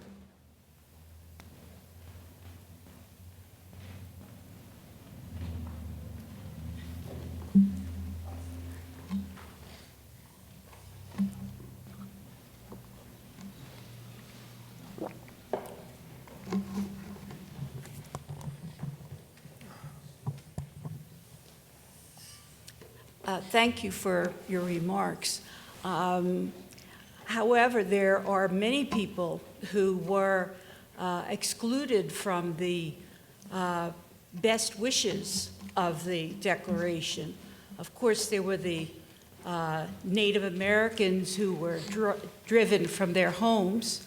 There are Black Americans at the time who were immediately put to slavery. There were Irish and Germans who immigrated to the United States who were not greeted very nicely. There were the East Europeans who included my grandparents coming in the early 1900s who were not greeted very well. There were of course, the Japanese Sure, we Americans. understand. You're absolutely right. But what is Lincoln saying? Well, he's saying that document and that phrase can change that circumstance, and that's what has happened. It took a very long time. Look, it was a bloody civil war. Well, forget the Civil War. What about the stuff afterward? I understand that, but that has been the appeal of that declaration. That's all he was saying, and I think we can all agree that that phrase is a powerful phrase, and it has had powerful effects. Everyone has used it. Martin Luther King used it. So that's all he's saying. He's not saying that the world is hunky-dory. He's saying we have a way of solving these problems that every nation faces, integrating different people. And he's saying we have a way of doing that that is unique to America. I think that's his message.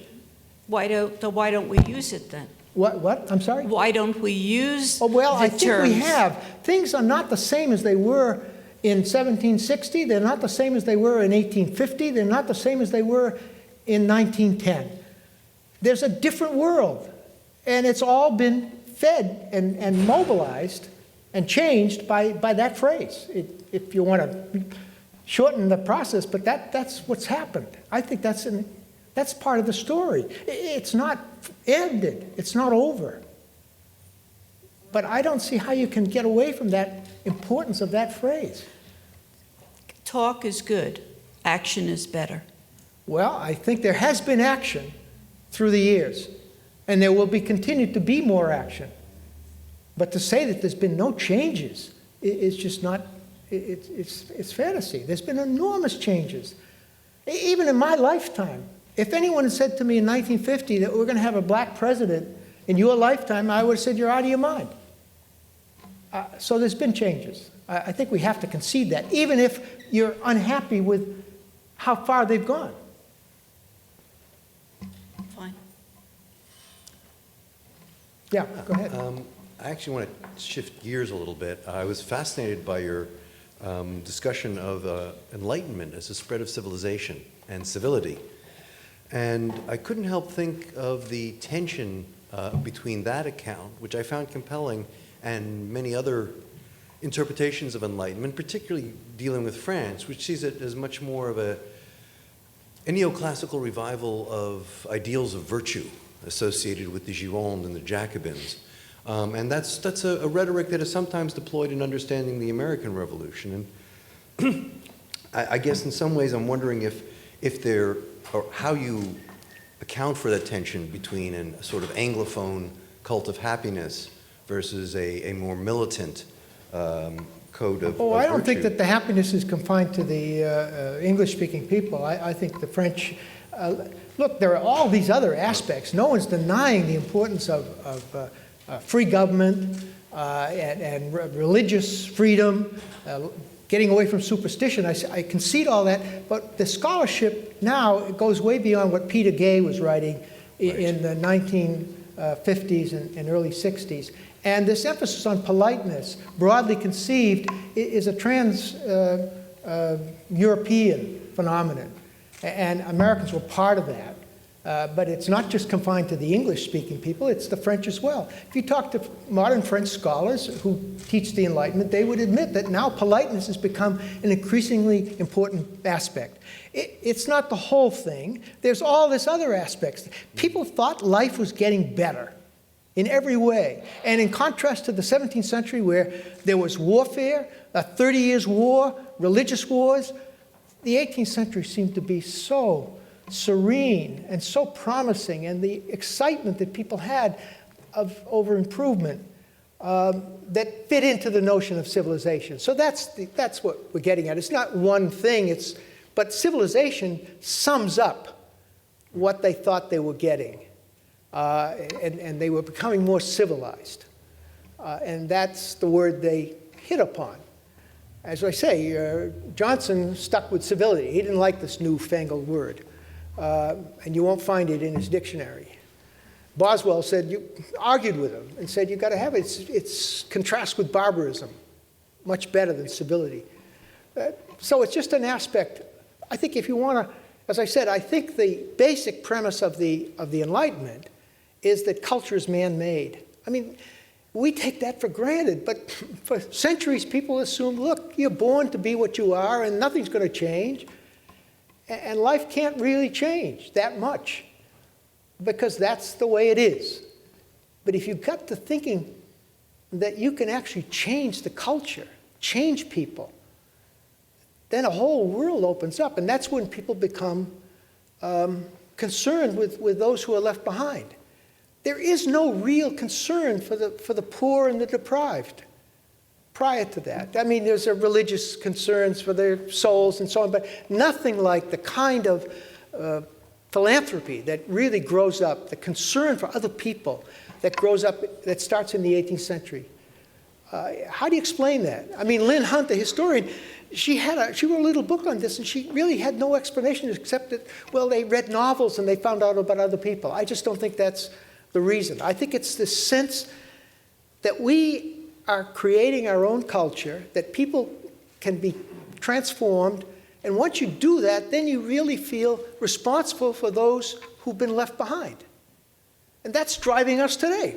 That's the same premise we still have today. Why do we have all this compassion for poor people, for marginalized people? We feel that education and change in their culture can change them. We're the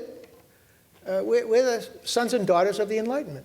Well, again, I have no argument with that except a small qualification, which is that, while I think you're certainly right, they did agree that culture was man-made. Those who were closer to a sort of Norbert Elias civilizing process thought, well, we can tinker with it.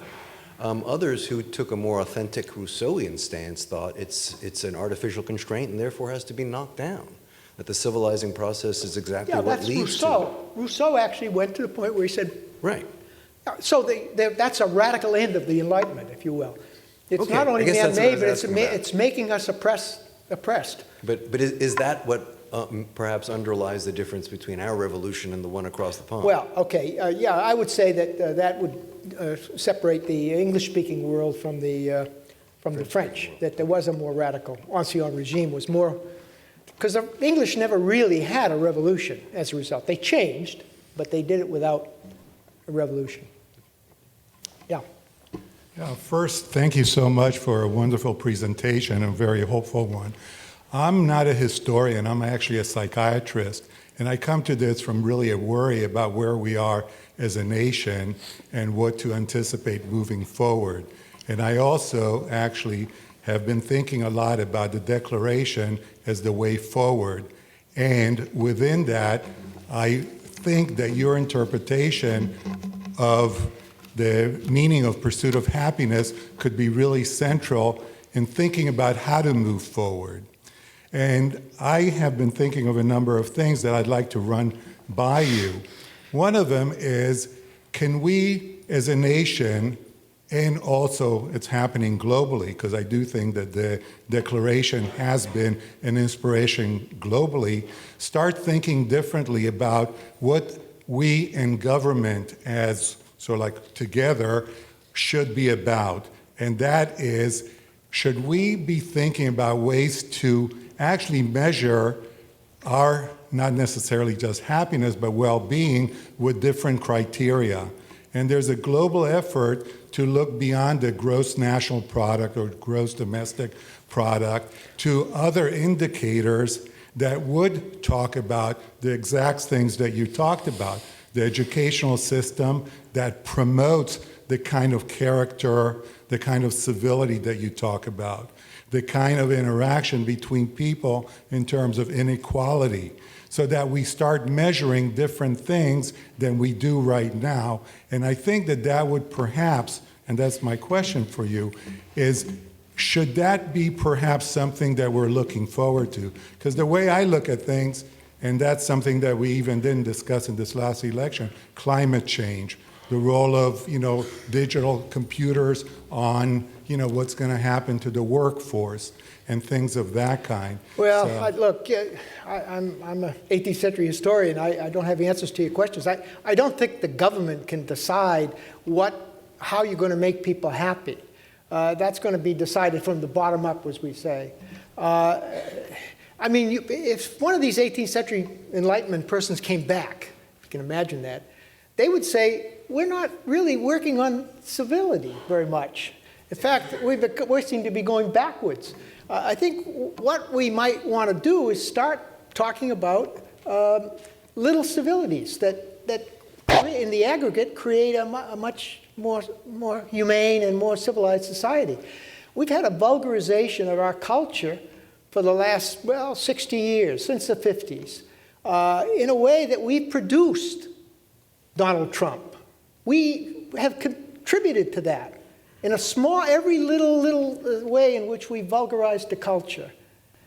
Small little things that we allow to, just in the use of four-letter words, all over the place now. They didn't do that then. They thought that was vulgar. You shouldn't have that. You should, Washington sat down. He's 16 years old. He copied out all the rules of civility. They were struggling to create a more civilized society. And we've taken that so much for granted that we are undermining it without being aware of the consequences in piecemeal ways. Just that little example of, the prevalence of language. I think of, the presidency, LBJ lifting up his shirt to show us his scar. Would George Washington have done that? No. And Bill Clinton asked, what kind of underwear do you have? Instead of dismissing the question, he answered it. Those are little piecemeal ways in which you vulgarize the presidency. It's become less respected.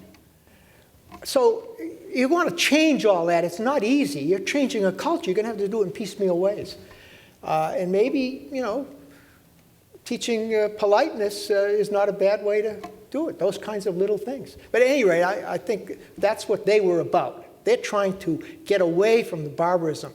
I mean, when they have rules of civility, you must not urinate in the fireplace. That means that people were urinating in the fireplace, and that had to be stopped. Don't pick your teeth at the table. I mean, people were, you can't imagine how gross behavior was in the medieval times. You see that series on Henry VIII on PBS, they were eating with their hands all the time. It was really gross kind of thing. When people started eating knives and forks, that was considered to be more civil, more polite. Well, those little things, they were really conscious of and very anxious to escape from the barbarism of the past. We've taken all that for granted, so much so that we are undermining that achievement, if you will, of 2 centuries, 2.5 centuries, is being undermined slowly by our own behavior.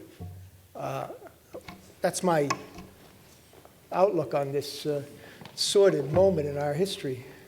I think we have time. Yeah, sure. Okay, go ahead. Thank you very much for your lecture. I want to bring us back to Lincoln, and you talked about Lincoln and him emphasizing the central importance of the Declaration, and particularly at Gettysburg when he quotes he uses the language of the Declaration. There's been an argument, some take the position that Lincoln was tying the war back to the founding. Others argue that Lincoln is in effect trying to transform the nation by redefining it. Based on what you've said, I take it that you would come down on the side that he's bringing us back, he was trying to bring back to the founding. Well, I don't know if you have to decide that. I mean, what he's doing is he has to mobilize the people for this extraordinary battle. I mean, hundreds of thousands of people are going to be killed. It's just extraordinary, the language that he uses to, Doug Wilson's written a wonderful book, Lincoln's Sword, meaning his words, and the way in which he mobilized people by appealing to this dream of what the United States was supposed to be. Now, I don't know whether you want to say he's going back to the, he wants to connect up all these diverse peoples. He now sees the United States, nothing like our present diversity, but the principle's the same. He sees diversity. How can we connect these people to the founding? And they do it through the Declaration. And then he uses that extraordinary sentence where he says, to make them blood of our blood, blood of the founders' blood, flesh of their flesh. That is really an extraordinary image. All of us who study the founding, it would never go so far, but that's what he's saying. Right. It's an incredible moment, I think, in the history of the country. And if people want to justify why do we study these founders, all you have to do is read that speech. Lincoln makes it clear. That's why because of this Declaration and the phrases that came out of it. And I think that's true. And I the first questioner may not be happy with what we've done, but I think if you stand back in 1750 and look at the United States, you'd say, wow, what an achievement. But if we stand here and look and say, well, not enough has been done, then you're obviously, it's a glass half full, glass half empty. I tend to, as a historian, I tend to be standing in 1750 looking at the United States history instead of standing in the present. And so I see much more achievement than many people might have. Thank you. Yeah. Oh, go ahead. Yeah, go back. My question is whether you think the founding generation and the revolution had more impact on the American character, or did the frontier, as Frederick Jackson Turner argued? Maybe that's for another time. I don't think we can answer that kind of question. Look, all of these founders died, who lived into the 19th century, died disillusioned with what they had wrought. They did not expect it to be so democratic. They didn't see it to be so money hungry, especially in the North. All those banks that were printing paper money. Jefferson and Adams were appalled. Everybody was appalled of that generation. I mean, they all thought the world, and maybe it's a function of age, but they thought the world was going to hell in a handbasket, that usual, and they all died disillusioned. They just thought, this isn't the world we expected to create. But Martin Van Buren thought it was great. He just thought these founders, they didn't know about democracy. They were too aristocratic, and he was a real he's the first modern politician who was elected president. And so but then Lincoln, I think, comes along and really changes things.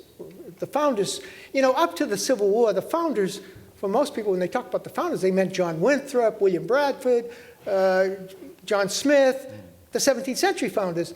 After the Civil War, it's the founding generation that we respect. Adams, Jefferson, Madison, and Hamilton, and so on. So the Civil War had a big, and Lincoln was very crucial in that by appealing to Jefferson. But the frontier, I don't think that's the crucial. Jackson Turner made a big deal out of that one little article he wrote, 1893. Nobody had a bigger academic career from one little article than Turner did. He signed contracts for about 6 books, which he never, and it got advances, which he never wrote. But that came out of a moment in our history which I think was kind of depressing. And it's informative for us because people thought that the world, when he writes that, he's saying free land is over, and therefore democracy's at stake. And if you read Franklin Roosevelt's Commonwealth Club speech in his campaign in the fall of the Commonwealth Club is a club in San Francisco where politicians often gave speeches. He gave a speech there. You call it up on your internet, on your iPad. It's a very depressing speech because what Roosevelt says, look, he's more or less citing Turner, although he doesn't mention his name. The era of growth is over. We're going to have to just divide up equitably what we got. There's no more expansion. That's what Turner was saying in that little article. And I think it was obviously crazy. It was mad. I mean, people were wrong-headed about the nature of America in 1930. They thought that the things were over, and we're just going to go along, and we'll have to divide up what we've got. The pie is not going to grow. Well, it grew. It grew in the 50s, and now we have people saying the same thing. It's not clear. You know, Robert Gordon writes a book saying, well, the great technological changes, we're never going to. I don't know, but all I know is that people in the past made all kinds of mistakes about the future. The one thing you do learn about studying history is that the people back there don't know what we are. They don't know what's going to happen any more than we know what the rest of the end of the century is going to be like. We can guess, we can make all kinds of. They imagined a society that would have 200 million, John Adams says. I think Madison says 300 million. They could imagine that, but they didn't know in any detail what was going to come. And what's impressive to me is when you look back is the blindness of the people, the actors. They don't know what they're doing. They don't know the consequences of their action. They have to make decisions, however, and we have to do too. But what history teaches, I think, is that one big lesson that nothing ever works out the way you intended it. So it leads to prudence, caution. That's all you can say. But we draw our inspiration from the past, and the founders, as they did for Lincoln, were a great inspiration. And you have to be impressed by Lincoln and his speeches. How he could have done it. We were just so lucky to have him at that moment, because he had the wherewithal, which was really his words, to make sense of the war. Otherwise, it's just incredible when you think about it. You know, why that Lincoln cared enough about the nation? Because, you know, the obvious question about the Civil War is not why the South seceded. That could be easily explained. But why did the North care? Why didn't they just let them go? Lincoln cared, I think, and that made all the difference. And he explained to the country why we had to fight this bloody war. So words do count, and I think we were just fortunate, because it could have been William Seward who was president, and I don't think he would have done who knows. Okay. Thank you very much.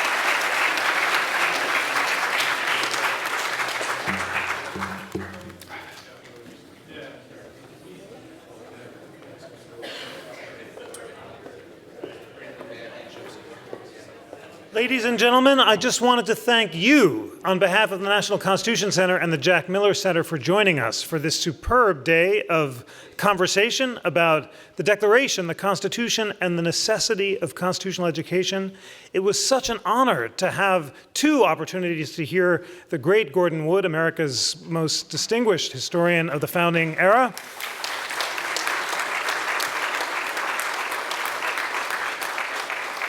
It's just one mark of the esteem in which Professor Wood is held, that when the Federalist Society and the American Constitution Society were asked to nominate one scholar to talk about the one uncontested part of the Bill of Rights, which do you guess, which amendment was so uncontested that it only needed one scholar? There are only 10, so what do you think? What's the uncontested one? Good. 3, the Third Amendment, quartering soldiers in the home. Both sides agreed. One guy can do it, and the one scholar that they chose, of course, was Professor Wood. He said he gave us many beautiful things to think about during this very vigorous, lively discussion. But one overwhelming theme was this powerful Enlightenment, Jeffersonian faith in the necessity and duty of education as being crucial to democracy. Professor Wood said Jefferson had that faith. He believed that democracy cannot survive ignorant and free. And by being here, you, lifelong learners, by devoting your afternoon to learning about our founding principles, you have exemplified that faith. It's now your job to continue to educate yourself and help all of us to educate the rest of America. Thank you so much for a wonderful day.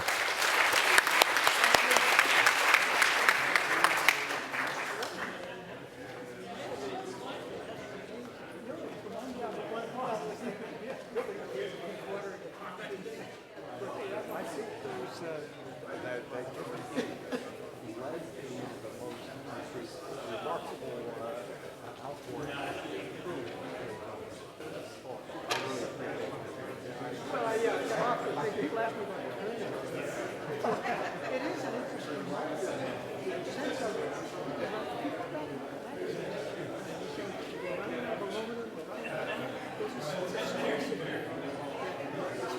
in the popular press, more or less like I find it. They thought the world was therefore really feeds into the first New Deal. And it's all turned. Is that all?